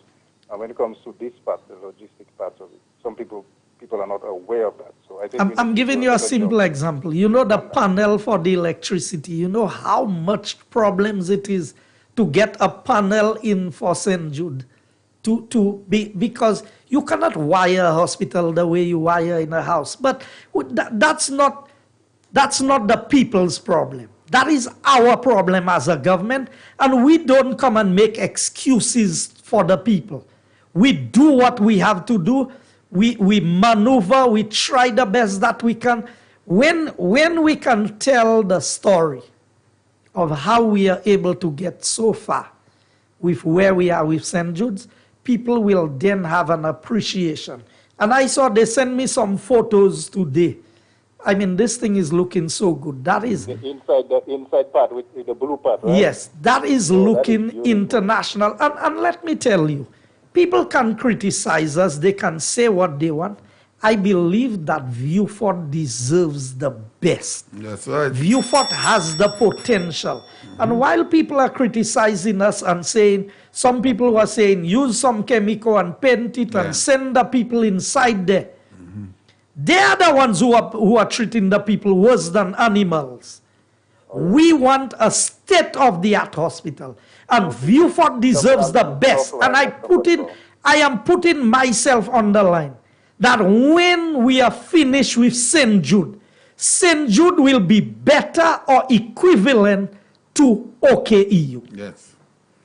Nothing less. I'll probably say Queens County. Good night, Mr. Minister. Thank you. Okay, all right, thanks a lot, caller. All right, beautiful. Send us a 4560931 or 4850931. Beautiful evening to you. Hello. Hello. Good evening, sir. Night. Champagne. Yes, sir. Voilà, moi bien. Moi bien.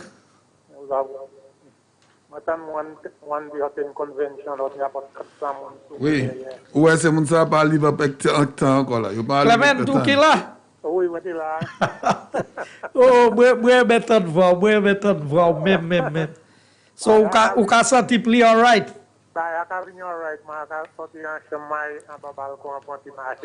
Okay, well, merci bon Dieu pour ça en pile. That's one of my constituents who has not been well, but nous après Dieu ba avec moi that moi apprécier ça bon Dieu qu'a fait ba. Oui, you didn't attend convention. I mean, pour ces moun nan vini mati about a bay qui simple quoi. So si nous ten a go assembly à d'un côté, am moun pa te kay wè ça. My goodness, these people are not living with the times, man. My goodness. No, but Andredi gonna happy te ba ti hapase ou me ou asu video Ba même ça. so Badousa, pour qui ça même moun nan ki kouye Andrea pas mandé pour commissioner qui te bay permission pour tenir match là en temps Covid là, pour qui ça pas te mandé because ou ka mandé moun pour resign. So match là pas te meute moun pour resign. Mais ça qui pas jamais fait la meute moun pour. Now how can people respect these men? Yeah. These men waste time yo ka kouye radio ek parler en l'eau papi show ek moun ni pou ka koute ça. Il se réunion parti ça même les on s'en souci il sorti qui veut bon la place. My goodness. Okay, but now.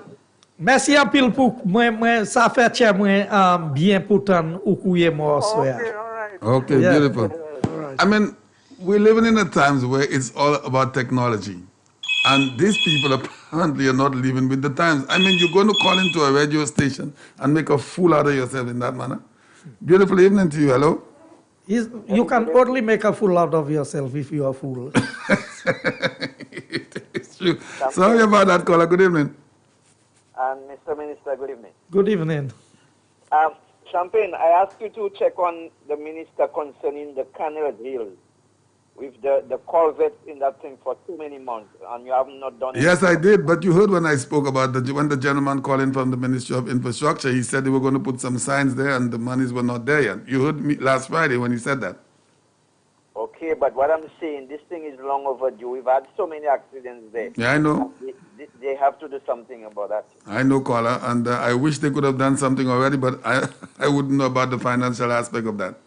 The minister is here, maybe he could give word to that. I am aware that this thing has been in the pipeline for a long time. I have expressed my concerns.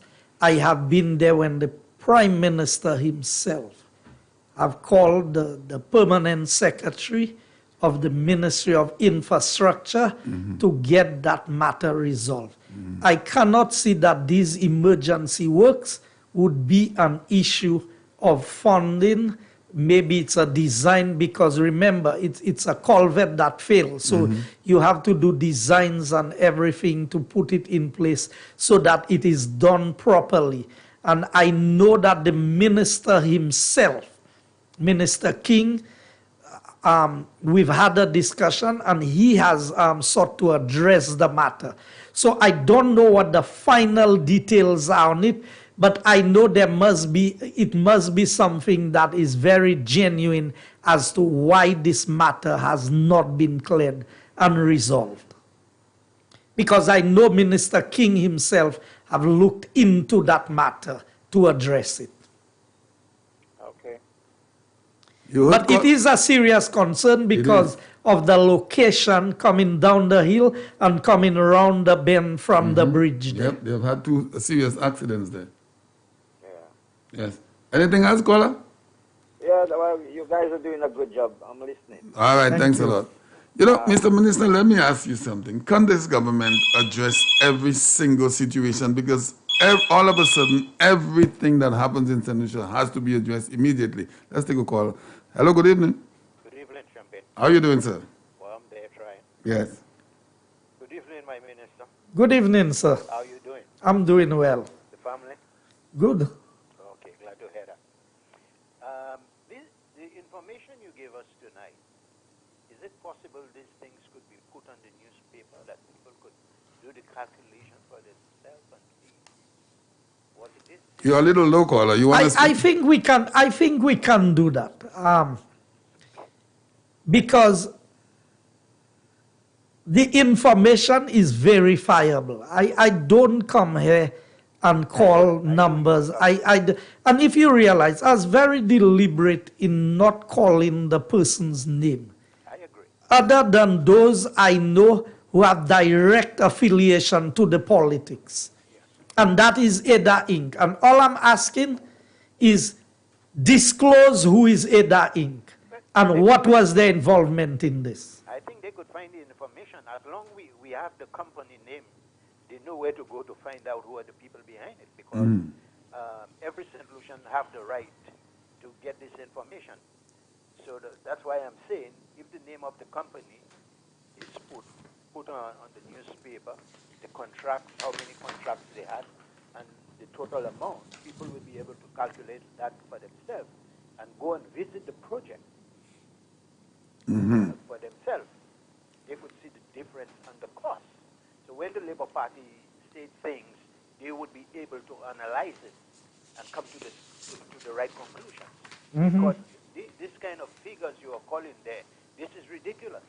Yeah, caller, I have made it my duty to see that changing room down there at Marigo. And when you hear the numbers, the costing of it is outrageous. Yeah, I cannot understand. Even the plumbing lounges, what plumbing they had to? They had to bring some 4-inch pressure pipe and this sort of thing. So the spelling is EDAH. That's why I said it's Ada INC. Full stop. So that is what.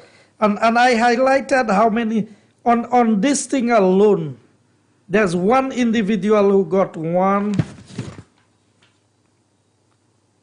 2, 3, 4, 5, 6, 7 projects. Wow. Amounting close to $1 million maybe. Just one individual. Now that's not the same individual who got the two playing fields that came to almost $1 million, you know. Wow. Some guys have all the luck, but that has to be, the first caller said, that has to be investigated. And you could find out from the Attorney General what you could put on the newspapers. You should go on Andre Paul, you should go on Newspin. I don't know if Rika's back with talk. Laura, you have to go on all this program because all these individual programs have the people, the audience. So here this caller, the same people who are on television, on social media, castigating the member for Choiseul and Fresh Start for sand opening the river mouth. Let me read something there to you. On the 23rd of May, 2016, an individual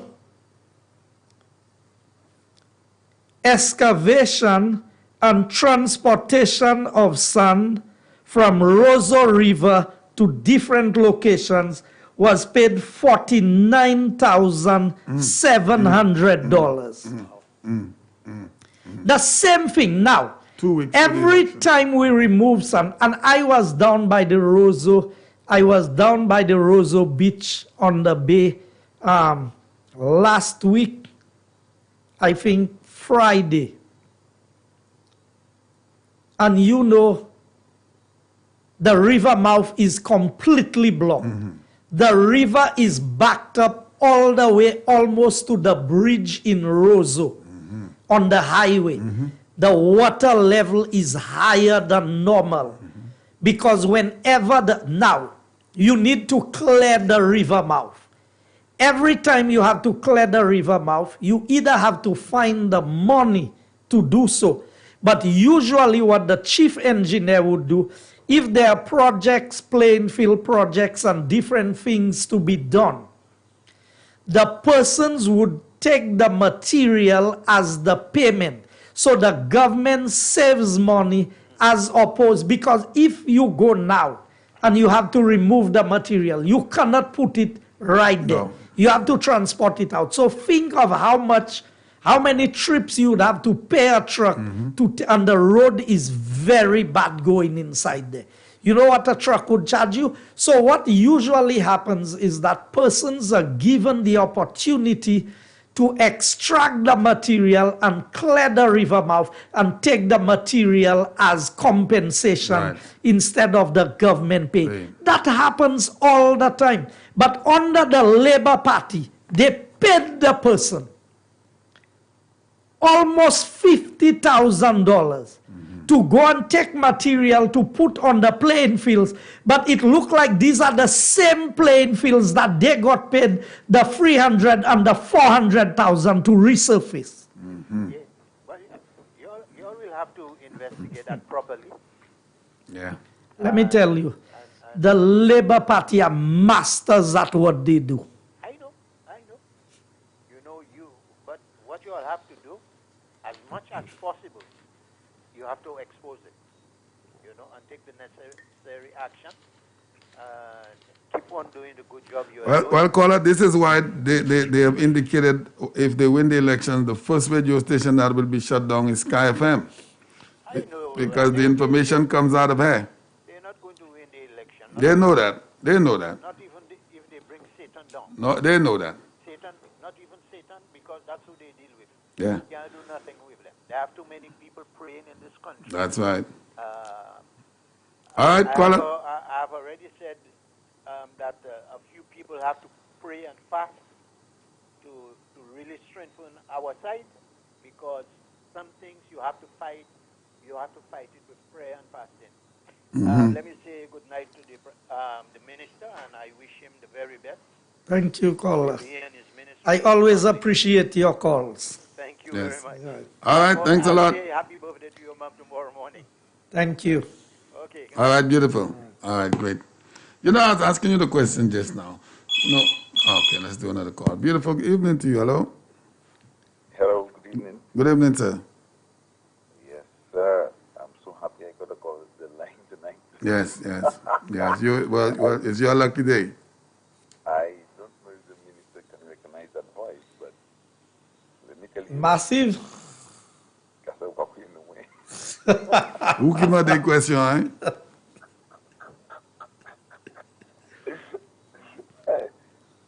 Let me tell you something. I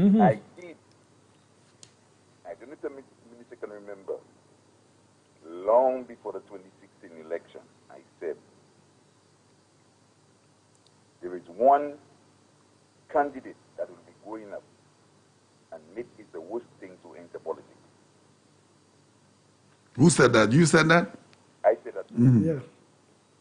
I don't know if you can remember that. I remember the conversation.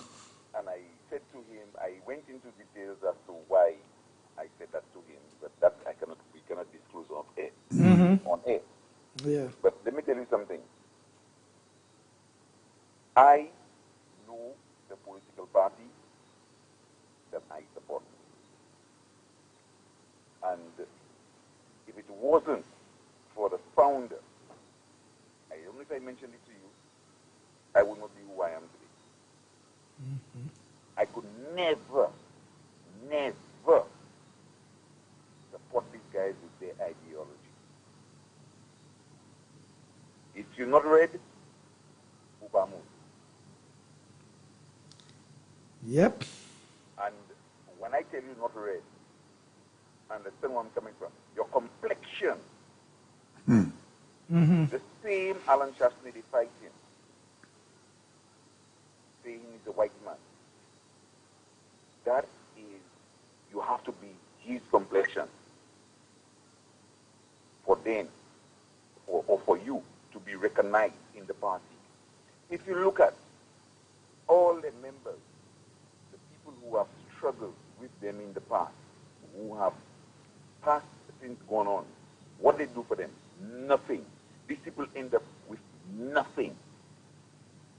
These people are not for the people. They are not. I don't care who's listening to me. That is something I try and hold back for years. I do not want to. But let me tell you something. Labour Party is not for us in St. Lucia. Labour Party has never been for the people. Caller, it is obvious. I mean, to try and push the government to have to shut down the country. Anybody who wants that is not for the people of St. Lucia. Let me tell you, these guys have done so much, giving people incentives and doing this and who getting whatever they get in and whatever. And we don't know. When you tell me you build a paradise, you give people all kind of concession and things like that. Where are you coming from? And one law firm for millions, not 1 million, millions of dollars. And you want to tell me you for the people. And what happened to La Paradis? Yep. And you know how many people's money was lost in this thing? Because Clico was the financier. And who was tag team with Clico? I have a very good friend of mine who lost a lot of money in that. You hear me? When Clico went under, you see, a lot of people think that we don't know what is going on.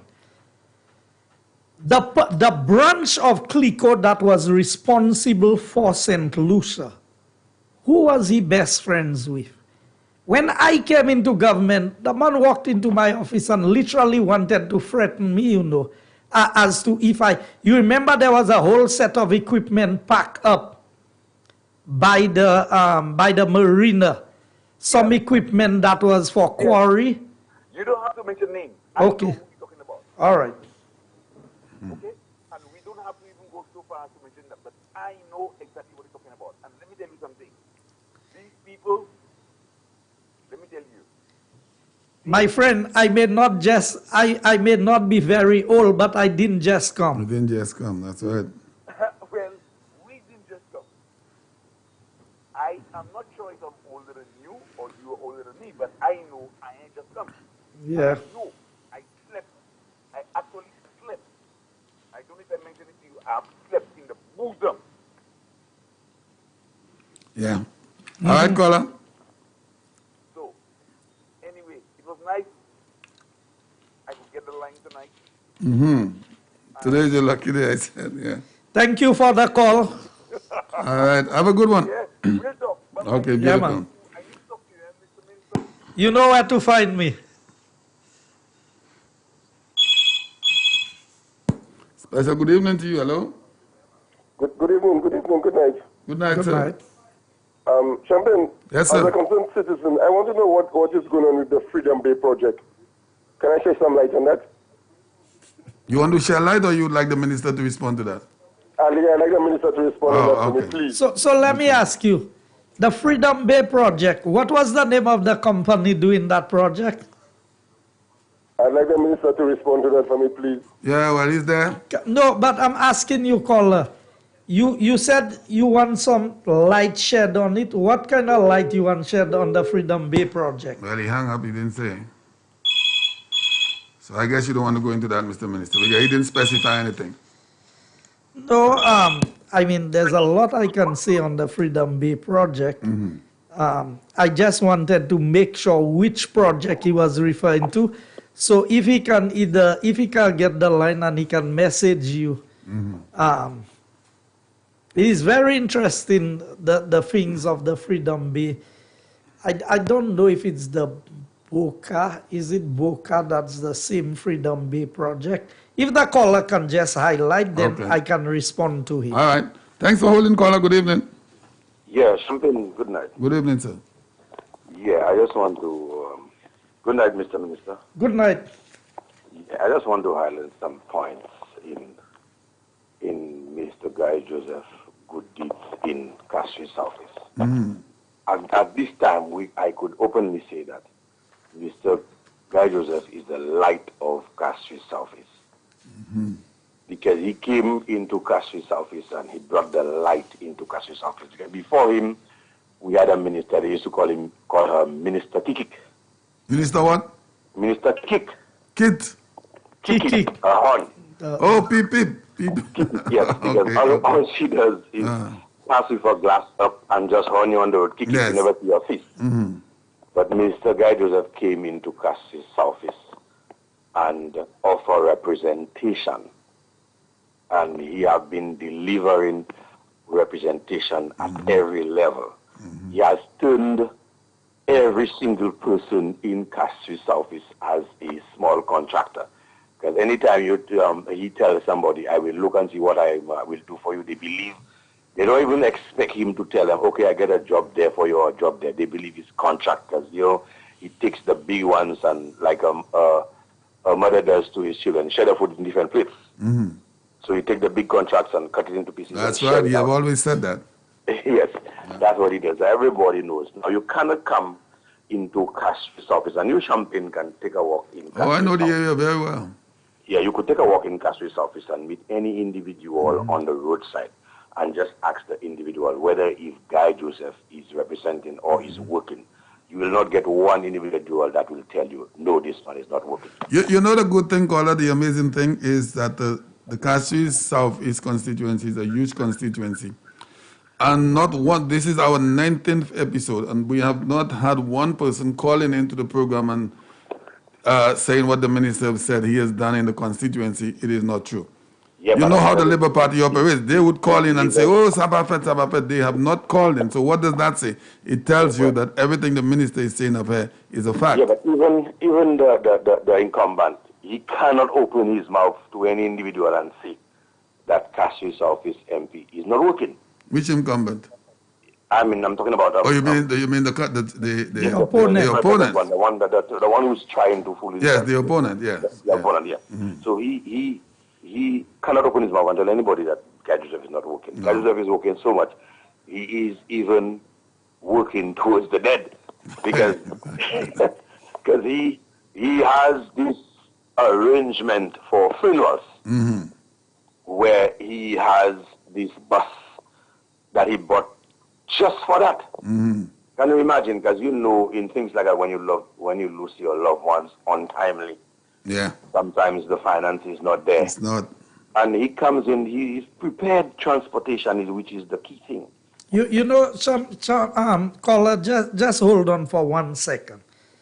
Champagne, when I came into the constituency, and I evaluated the needs of the constituency, I realized people pay a lot of respect to their loved ones who have passed on.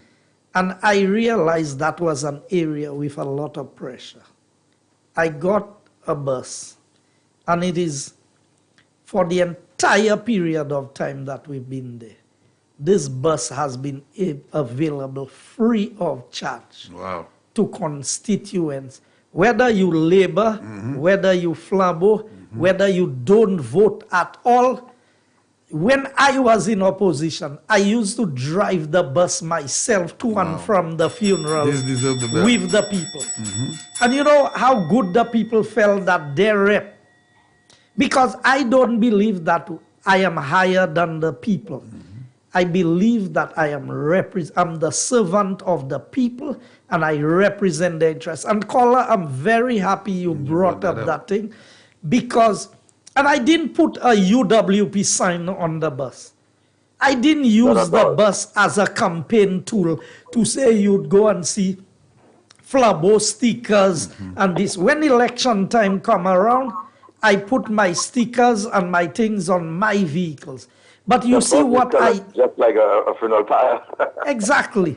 Yeah. For that matter, the color of the bus is the funeral colors. Okay. Yeah. Because we don't do anything else with that bus other than maybe if a group for a school or different things. But 99% of the work is for funerals. Now, I could have put a logo of Guy Joseph, UWP on the bus. I don't do things for people. Just when election time come around, people know what you've done for them. And if they want to support you, they will support you. Yes. Oh, yes. I just want to encourage you, Mr. Minister, whatever people see, do or if anything, we are from Castries Southeast, and we are seeing, we have representation, and we know what representation is. Right now, we will not give up what we know and have seen to give anybody chances. Representation is not about chances. Representation is about delivering, and you have delivered. Thank you. That's right. You're Thank welcome. you very much, Caller. Mr. Minister, I'm seeing Castries Southeast to overtake or surpass Castries on a whole in terms of commercial activity. I am sensing that. I just look at the rapid pace with the KFC. Remember I told you. Oh, yes. I am seeing that. We call Bexon the crossroads of St. Lucia. For you to go south, for you to go north, that's where you pass through. So we call it the crossroads of St. Lucia's development. Thanks for holding, caller. Good evening. Yeah, good evening. Good evening, sir. Champagne, I cannot remember if it was you or it was Norbert Shaw. The former minister of Health have the audacity to call you all and ask questions. Yeah, he called me this morning again, boy, and I got so many blows from my people this morning. I tried to see, and bear with me 1 minute, I tried to see after a few months if he would console himself just a little bit, to say, you know what, Champagne, I think I did wrong when I used derogatory words to some of the people of St. Lucia. He did not do that. I engaged him for 2 minutes just to see if this man could change, but apparently this man is a special character. Special character. Champagne, that is a man that was brought to court by the former administration. And this... No, caller, you just have to say that's a man that has been castrated. That's how you have to describe him. I mean, he's been castrated. Champagne, if I have a political party, I'll tell you straight up, if I have a political party and that is a man with my administration have taken you to court, I am not accepting you into my fold.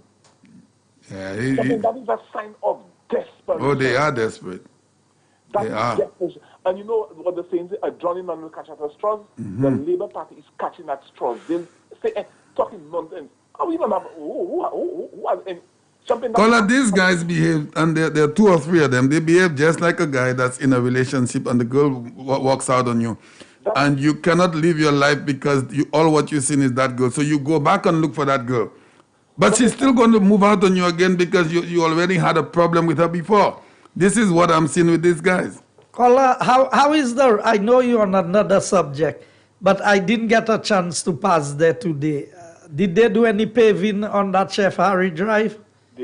I think they passed the Party Junction. Okay. Well, Mr. Minister, you recognize your people. Talking about that, Minister, I think you'll have to put some speed bumps on that because that thing is too smooth and that thing is too appetizing. You have to slow down, put something on that to slow that down. Let me tell you, caller, from the time I know myself, I cannot recall one time that road was smooth. Never. For donkey years, never. Let me tell you, I drove on the side of it. They had put one strip of the paving. So we have the paving going on from the junction of the Mon Road going into by the old Green Parrot place and coming back out to the gap of Capitol Hill there, going into that area. So the whole of that section will have a proper road network. Talking about road network, you know which road I think that need attention? You see that Wakachi Road? Yes, we are aware of it. I know the ministry has done some assessments because of the movement of the land and the walls in that area and all the cracks in the road. Because if you watch at the bottom part, there's like a big rock. It has not much topsoil on it. That road will go down, might go down at any given time. Yeah, I think the two corners, the two tough corners should be eradicated. Just get them out and have that road going straight. Anything else, caller? Yeah, coming back to you. So when you see that thing that saying they know they will not win the election, you have to change that. You have to say something else. What do you want me to say? They are all out. We need to be more vigilant, and they are all out. You see that desperation, it will become worse. Oh, yeah. You cannot take no chances. So caller, let me engage you. What do you think of Dr. Anthony making a comeback as leader? That is a backward step. Eh? But did you follow the last sitting of the House and see his renewed energy and without cutting it short, you see what they post on the picture you gave there where you were standing in front of me. You know what they post? What they post? They post on Facebook that you went for a lecture from Dr. Anthony. Yeah, he's a lecturer. That's how he used to run cabinet, as a lecturer. But I was the one giving him the lecture because I was the one standing. He was the one sitting. You don't give lectures to people. You don't give lectures to people sitting down and they standing up. That's right. I was the one standing up. Right. I was the one who had the paper in my hand. So lecturer. I was the one giving the lecture. Right. It's true. That is a good way to put it. You were the lecturer. You know what went on there in that last parliament sitting? Reverse psychology. Yeah. That's what it is. He's playing them. He's playing a game. And it's unfortunate that Philip has such an antagonistic approach. And I mean, you can't even smile. No. If you're going to go to Parliament, you see every time we laugh. Smile. Let me tell you, the Bible says that a merry heart doeth good like a medicine.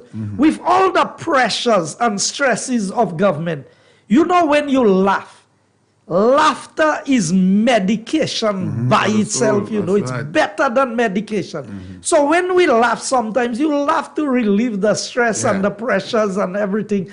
And then the fellas get vexed when you laugh. I'm trying to remember if I'd ever seen him laugh in the House of Parliament. I've never seen him. Never seen Philip laugh. I don't know if you notice the members of you, but I don't know if you notice how bitter he is. Oh, if I have to be in politics and be like these fellas, I rather not be in politics. To be so vexed. Yeah, there's an anger. Yeah, when I come to debate, I'm passionate. I say what I have to say. I mean, animated. But I don't stay like that. Like, you know, in between, you can smile, you can laugh, you can do anything you say. These fellas ready to choke. But Kola, on their own saliva. What are they angry about? Why are they angry? I mean, they didn't do anything for St. Louis, so why are they angry? What is the reason for them being angry? Especially in Bishop North. His body language and his bitterness, it says that something is going on in yeah. No, because Viewford North is going to London. That's the problem. That is the problem. And you notice he has grown a beard. That is bothering him. He has grown a beard. It is bothering him. Anyway, caller. When you look at, not here alone, all the opposition members. Why are they angry, caller? Can you answer that to me? Why are they angry? I think it's a foregone conclusion that Denry North is coming home to the United Workers' Party. Is already home. They know that. That's a signal from them. From their body language, you can see something is bothering them. And today, our endorsed, in fact, I should have done that earlier. I want to congratulate our two candidates, Vincent London and Herman Gill Francis, our two endorsed candidates from the National Council yesterday. And again, I will say the virtual National Council meeting. That's right. But you know, today, Senator Herman Gill Francis gave me the assurance that this seat, Viewfort South, is coming home to the United Workers' Party. And he tell me he ain't settling for nothing else other than bringing this seat home to the UWP. The UWP was supposed to have collected that seat 2 elections ago. Yeah. Yes. If the candidate had done what he had to do, we would have had that seat a long time ago. Yeah. But I am telling you, see that Viewfort North seat, something is going to happen. And they are afraid because it will be history and it will be a sad day for them. Because it has always been Labour. And let me tell you, this election has no loyalty in it anymore, you know. Yeah, the young people are not about that color thing, Colin. They have gone out of the window. So who want to depend on party loyalty? I am telling you that on both sides of the divide. Yes. Young people are not interested in that color. They're interested in their livelihood. That has gone out of the window. Party loyalty. Yes. So candidates better reassure themselves what they do in their constituents. Yeah, man.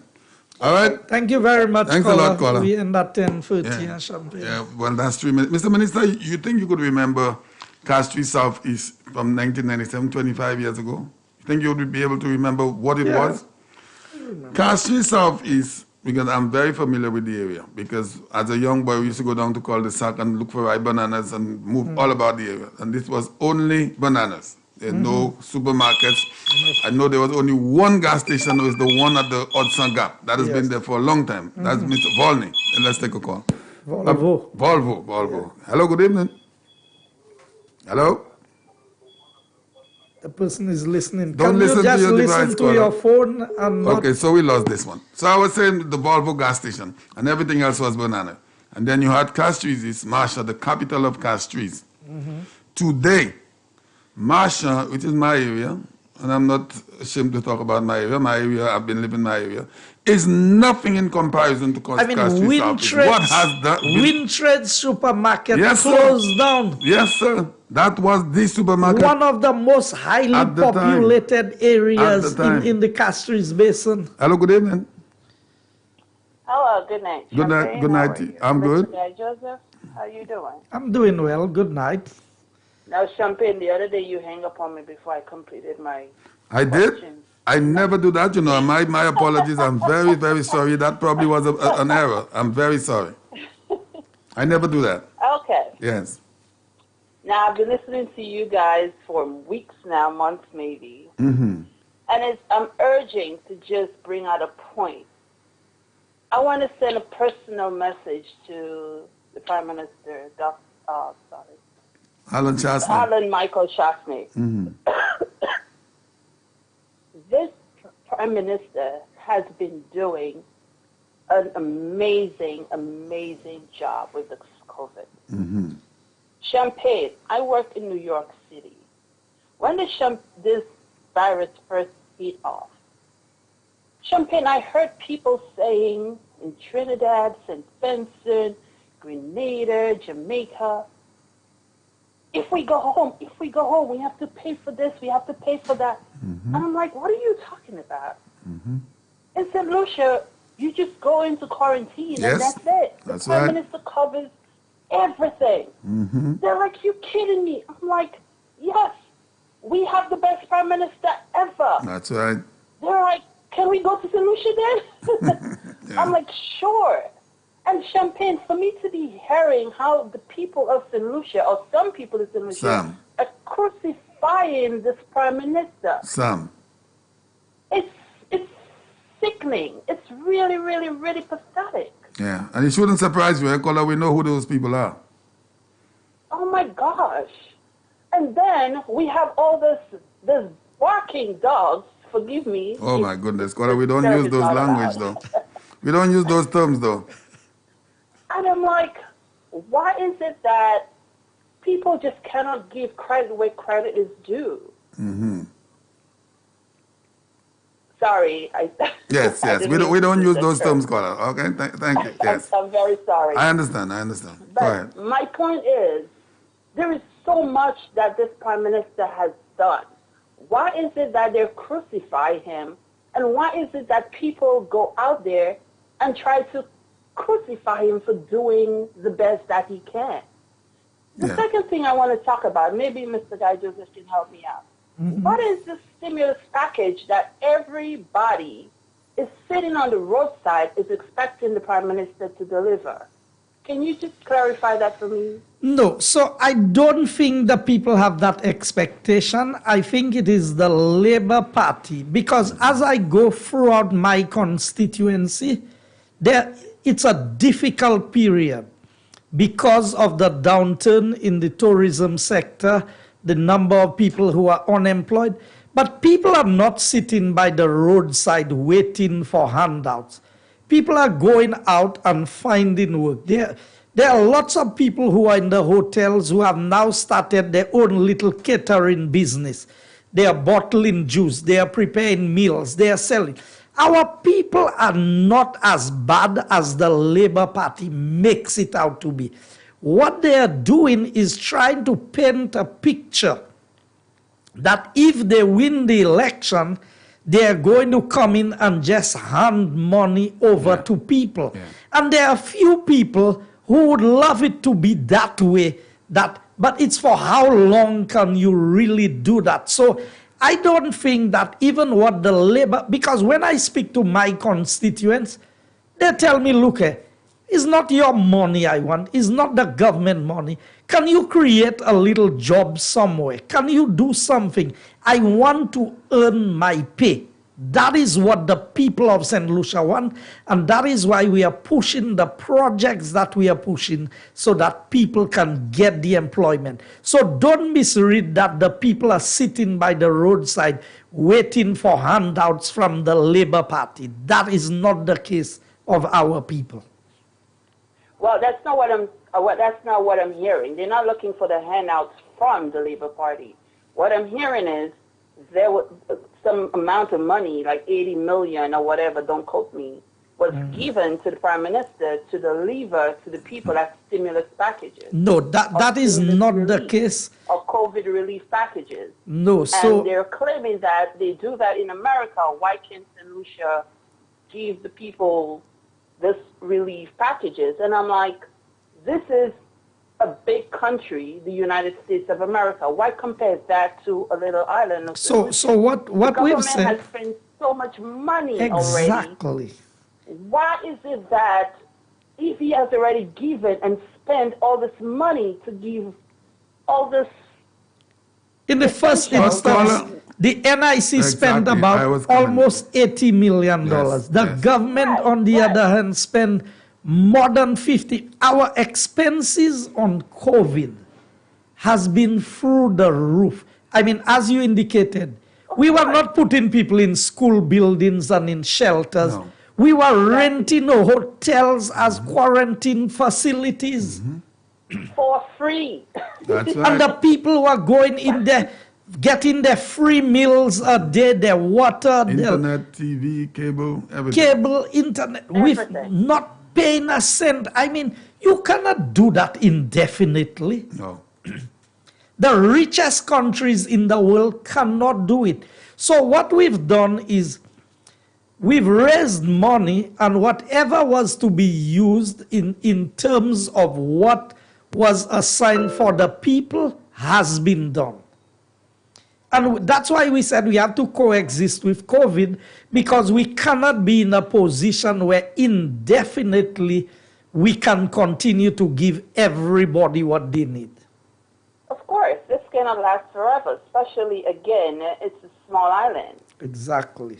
And they try to the thing that hurts me is they try to compare it to the United States of America. Which then they send out a totally crazy message to people on the outside. And call it that comparison. That comparison could never be made. Never. Never be made. Champagne. And every time I listen to this program, which I don't listen to. God knows. I'm not gonna say it again. Yeah, don't. Every time I listen to this, it drives me crazy. It drives me nuts. But there again, Mr. Guy Joseph. So not this program that drives you crazy. No, she's talking about I don't listen.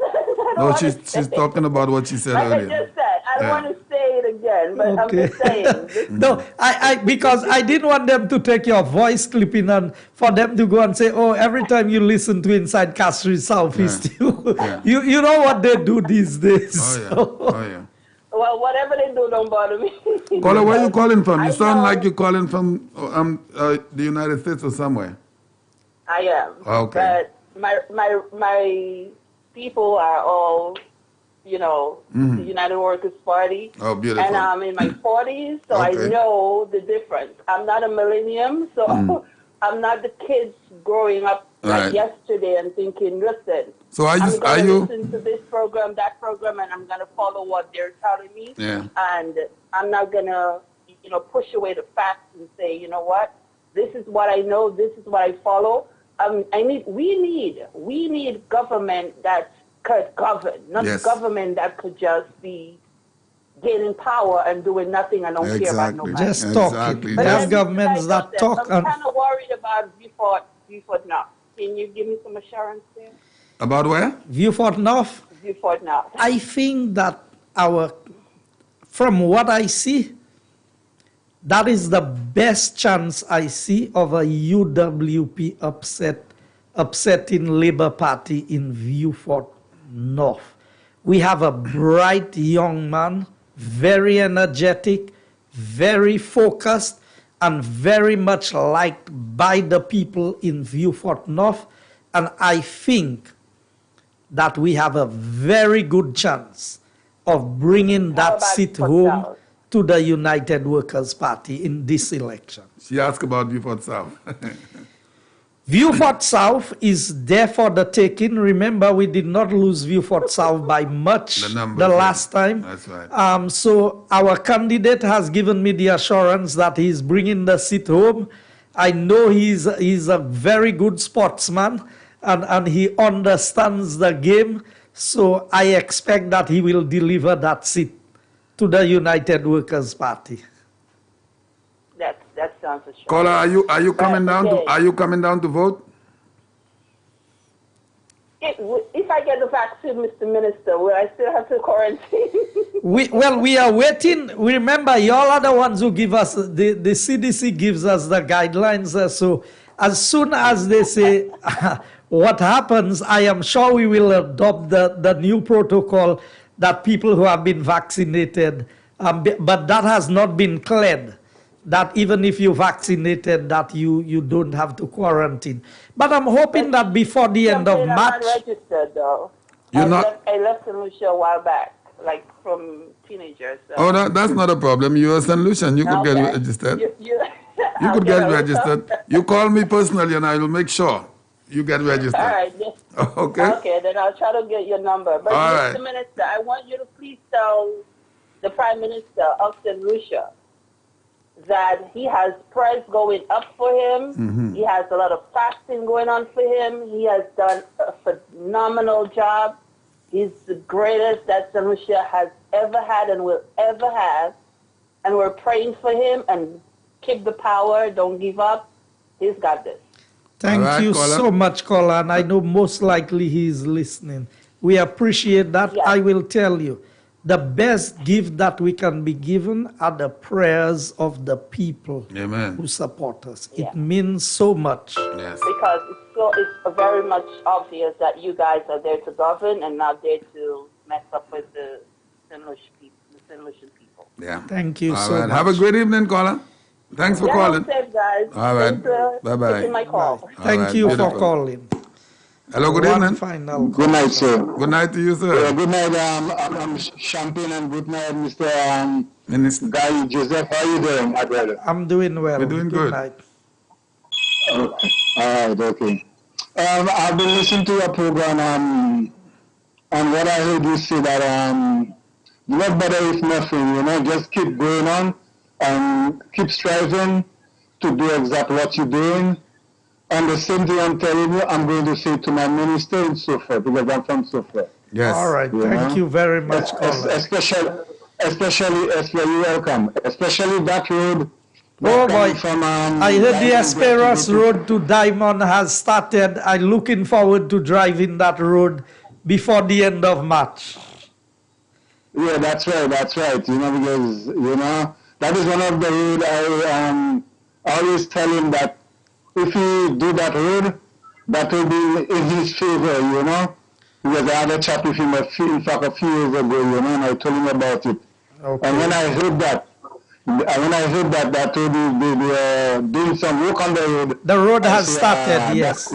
They started already. Yeah, that is good. That's very good of him. He keep his promise. Yeah. Yes. He keep his promise, and I like that, Yeah. All right. And he's not a guy to mumble around and whatever he says he's going to do, he's going to do it. Oh, That's yes. right. And I see that he's going to bring that seat to the UWP again.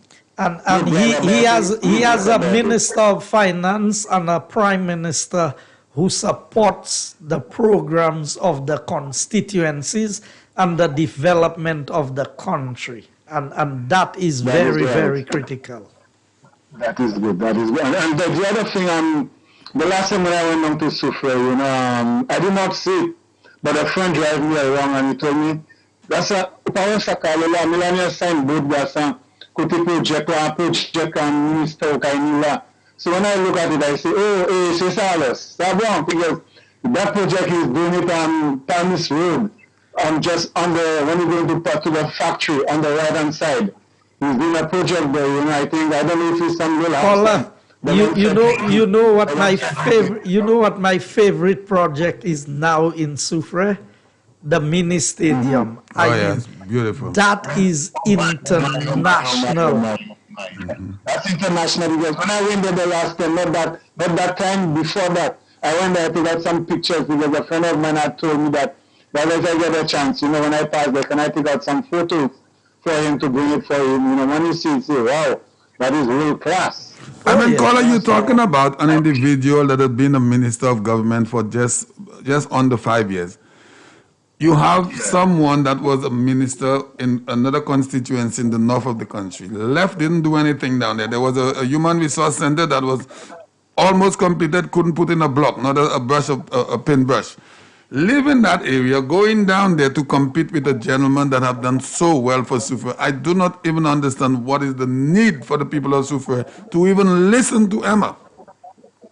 No, because what it is there with Emma, Emma is trying to do things, like on Saturdays, to cook food for some people as if, the people told her that they are hungry, My and goodness. the other thing, what I said the last time, that in my area, where I live in that junction there, I think he was doing some concrete road, pave some road, but when I asked some questions, somebody told me that is what they have been doing for a while, Yeah. But I'm not too sure, but I'm telling you, Champagne, and I'm telling you, the minister, they are yourself, that seat is coming to the UWP. All right, it's not coming. It's staying. It's not coming. It's already there. Thanks a lot, caller. Have a good evening. All right. So, Mr. Minister, we have exceeded the time that you said. It's now 11:15. So we're going to do one more call. Whoever is, we even now going to see who the luckiest individual to. So this is our final call for the evening. Yes. Caller, you're going to be our final caller for the evening. Good evening. One thing I forgot to mention, Minister, we need some street lights to improve the lighting. What area? Can you just send it to Maya Tashe? Because we just in the process of installing street lights within the constituency. Some of the residents did inform me that they have been called already by the persons installing the lights, so we should get some lights installed during the course of this week, going into next week. So just forward the information to Maya Tashe and we'll see to it that the lights are placed. In your next term,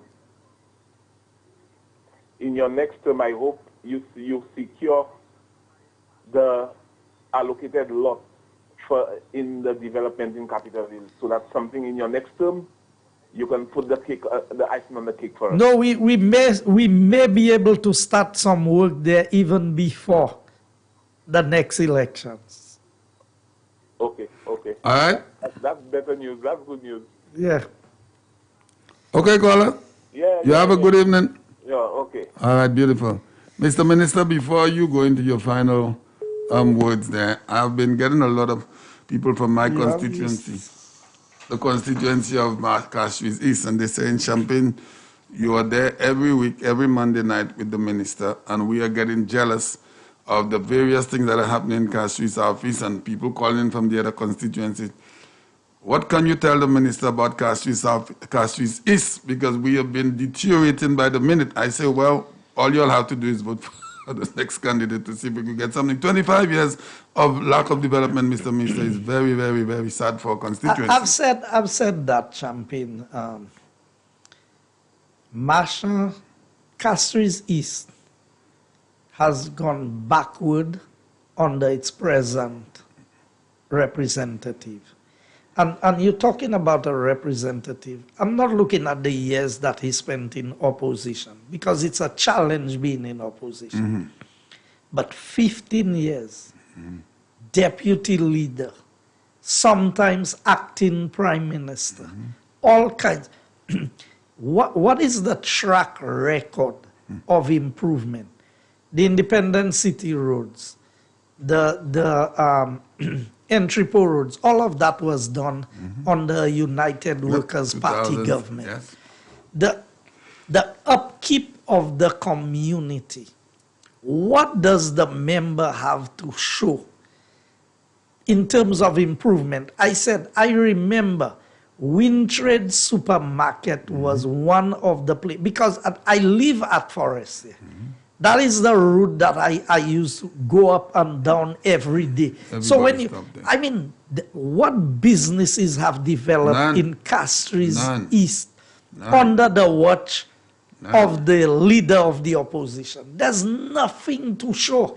And I keep on telling people, do not look do not try to get from people what they don't have. No. You know how many guest houses we had in Marshall alone? 3. You know how many restaurants? At least 8. Supermarkets all over the place. You know how many supermarkets are in Marshall today? And I know you drive the road sometimes. You know that one JQ supermarket all the way down? The name is not JQ anymore. This is the only one. Can you believe it? The only supermarket that is left in Marshall. Carter's Bakery is shut down. That huge bakery is closed. Nothing. No shops, no restaurant, nothing. On Main Street, Marshall, supposed to be the capital of Castries. And this is where we are with a rep. But if you just take the road, the Menard Hill Road? Yes, the one that collapsed, yeah. The one with the slide. I went there to look at the road, and we had plans to open that road when I was minister with responsibility for communications and works. Yeah. The member came and spent, is the road open? No. Spent 5 years. Yeah. 5 years as the minister for infrastructure and could not open a road that is closed in your constituency. In 4 years, that Esperance Road that was closed in Soufrière from since tropical storm Debbie in the 90s. 94. Minister Herod is in the process of opening that road. Can you believe that? Can you believe it? So when you look at where things are at, you have to ask yourself, and that is not that was a road that was being used by all the residents in the area. So I am saying to the people of St. Lucia, if a man cannot handle a little job, is a big job he'll be able to do for you. Cannot. A man cannot handle one constituency with about 15,000 people or less. You want to give him a country of 184,000 people to run? I mean, it just cannot work. What is his track record of success other than winning? Because he has won. He has won 5 elections. What does he have to show? Tell me how Bakatel has improved. The road surface in Bakatel is still what was there when the UWP was in government prior to 1997. That's right. Every 5 years, and I've said that before, he comes up there, he sends his people up there in the Bakatel lands, the Cecil lands, and say to the people, you will get title, you will get title. It is 5 terms now. We are already working on that. Huh? We remember I said, I think, I don't know if it was in the parliament or one of the places, I indicated that on that program, I said we would be working on that. I mean, the Hess school was there already. Everything was there. The entry post school was there already. You saw the dilapidated condition the entry post school was in. Oh, yeah. I mean, the Marshall School, and I got, they have it on the medium, every single medium of theirs, in some nonsense about 2 doors. I went down to that school, the same school I attended in 1966-67, Marshall Primary School. I went to the help to the principal there. You're not going to believe that, Mr. Minister. The toilet facility is the same toilet facility that I used during that time, with the same galvanized roof. When I went in, there were no doors to separate the girls from the boys. I could not believe that. The Honorable Gail Rigobert, I went to her, me personally, and said, Madam Minister, this is the situation. To make a long story short, a contractor was asked to come in and put in some doors. The guys didn't just put 2 doors, he put 6 doors in total. And the Labour Party have it saying Champagne charged government $12,000 for 2 doors, all kinds of nonsense. The same school, I'm telling you, the toilet facility from the 60s, with the same galvanized roofing. No doors to separate the girls from the boys. I mean, you look at the Masha grounds and you look at the place is still the same way. If you swing by the tire shop to go into Waterworks, I mean, what is the improvement in the area? Look at the UWP came in. We put the fence in for the Elwin Masley ground in Viewfort. Look at the appearance of the place. So I want to tell the people of St. Lucia, if you think that people can give you what they don't have, then the choice is yours. Yeah. If you have seen a man's performance in all of the areas that he's been, and he has failed in improving his community, and you think he can improve St. Lucia, I know that, as you said, Champagne, Castries Southeast has way overtaken Castries East. By far. Which Castries East is a part of Castries. Think of it. Remember, Marshall used to swing. Buzz. A market was opened in Marshall by the late Romanus Lancico. Thank you very much. What has happened there? Dead. The CCC now is storing old parts and vehicles and everything. They're doing some concrete works there. Can you believe it? What? So I want to tell the people, you want to vote for it, if that's your man and you want to vote for it. But I know that Fortuna, as the UWP candidate and a successful person at what she does. I mean, look at the hosting of Independence virtually under her watch. You've seen somebody who is driven to be successful, to make a difference.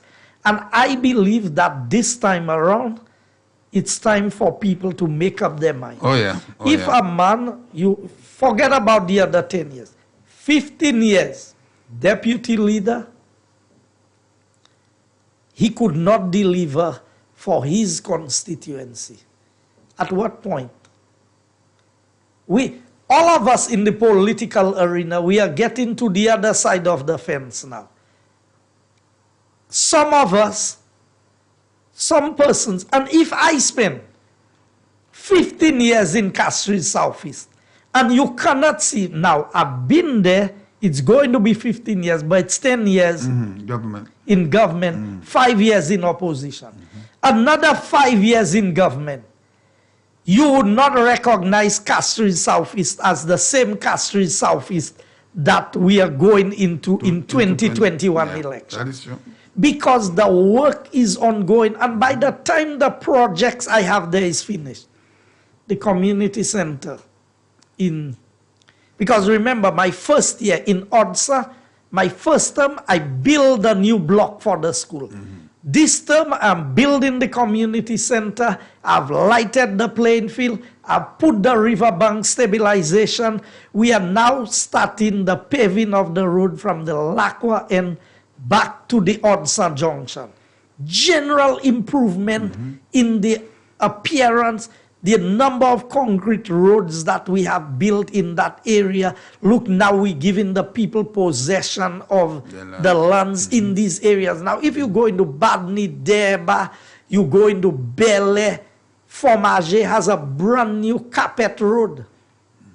I mean, go to Forestier, go to Bexon, Mac, Crown Lands, Sarot. If you see Champagne, we need to go up to Sarot, to Sandife to see the water project, the footpath, the roads, the drainage, the retaining walls. All of that is going on. Many young people in the area, men and women alike, employed on these projects. We are just rolling out Wi-Fi, free Wi-Fi in Cul-de-sac, in Badi Chaussee, and in Sarot, also at the multipurpose court in Sarot, multipurpose court in Badni, and by the preschool up to the playing field in Cul-de-sac. Free Wi-Fi access is being rolled out through the NTRC for these communities. So there's a lot happening. I mean, here you are in 10 years, 10, 15 years, 10 in government, 5 in opposition, and you are already allowing people of Odsa and other areas to have entitlement of their property. We're talking 25 years of man being represented a community for a place called the Cecil Lands, and I have to talk about it. And he could not even once of his 25 years, could at least give one person entitlement of a piece of land up there. Come on. Champagne, I thank the people of Castries Southeast for having put their trust and confidence in voting me.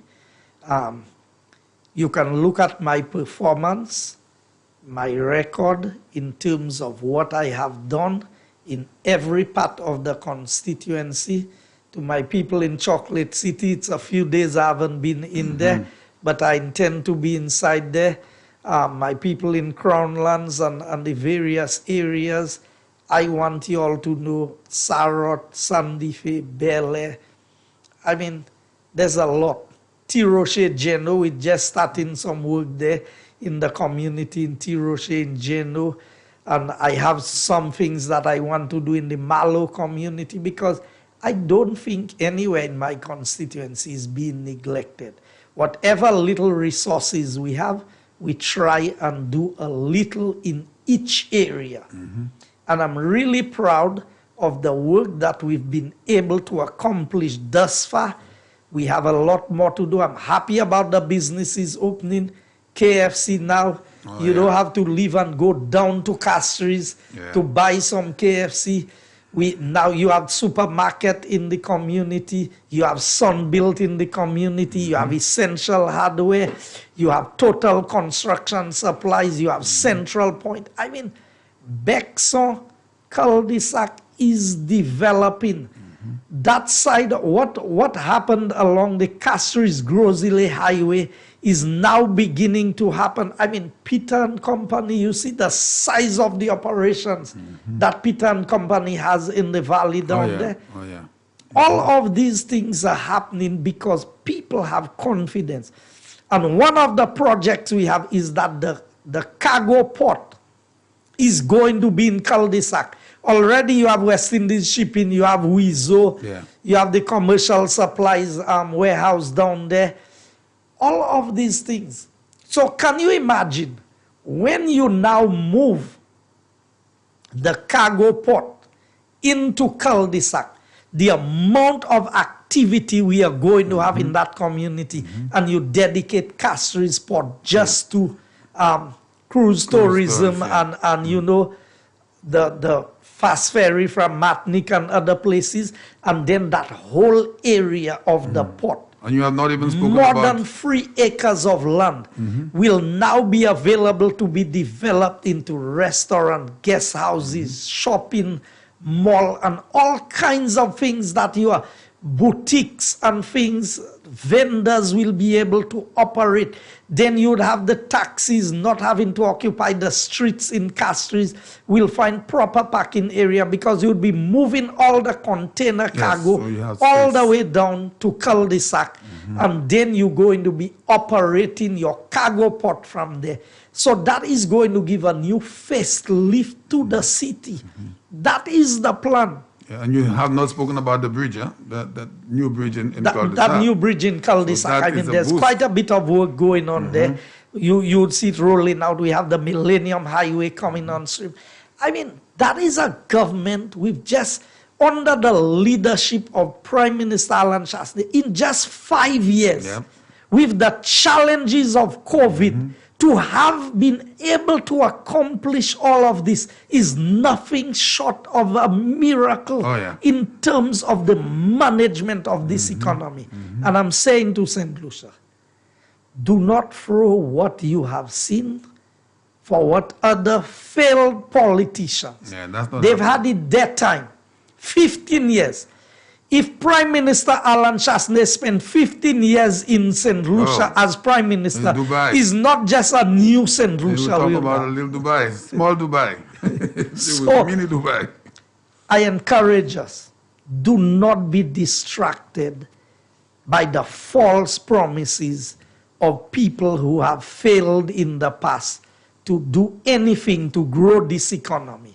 They cannot give you money. They are trying to bluff you. They told you they were going to give 100,000 immediately. Where is it? 100 million. Where is it?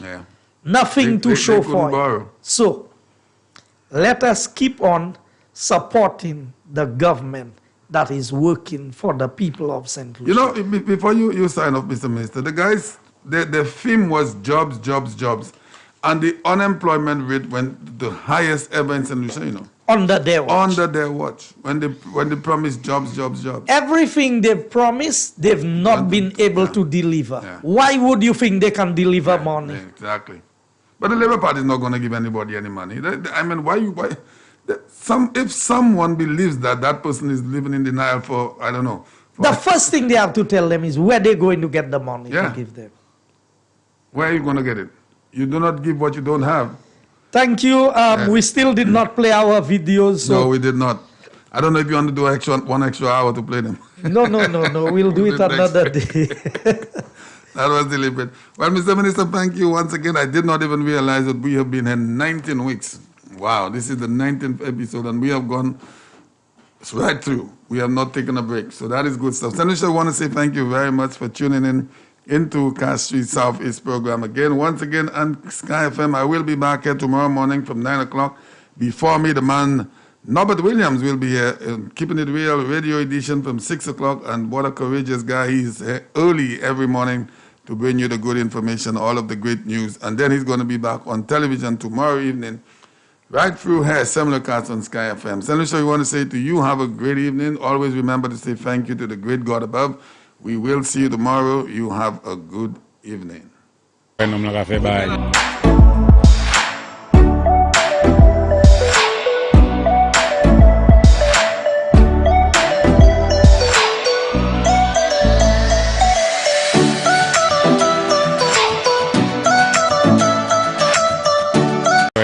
Bye.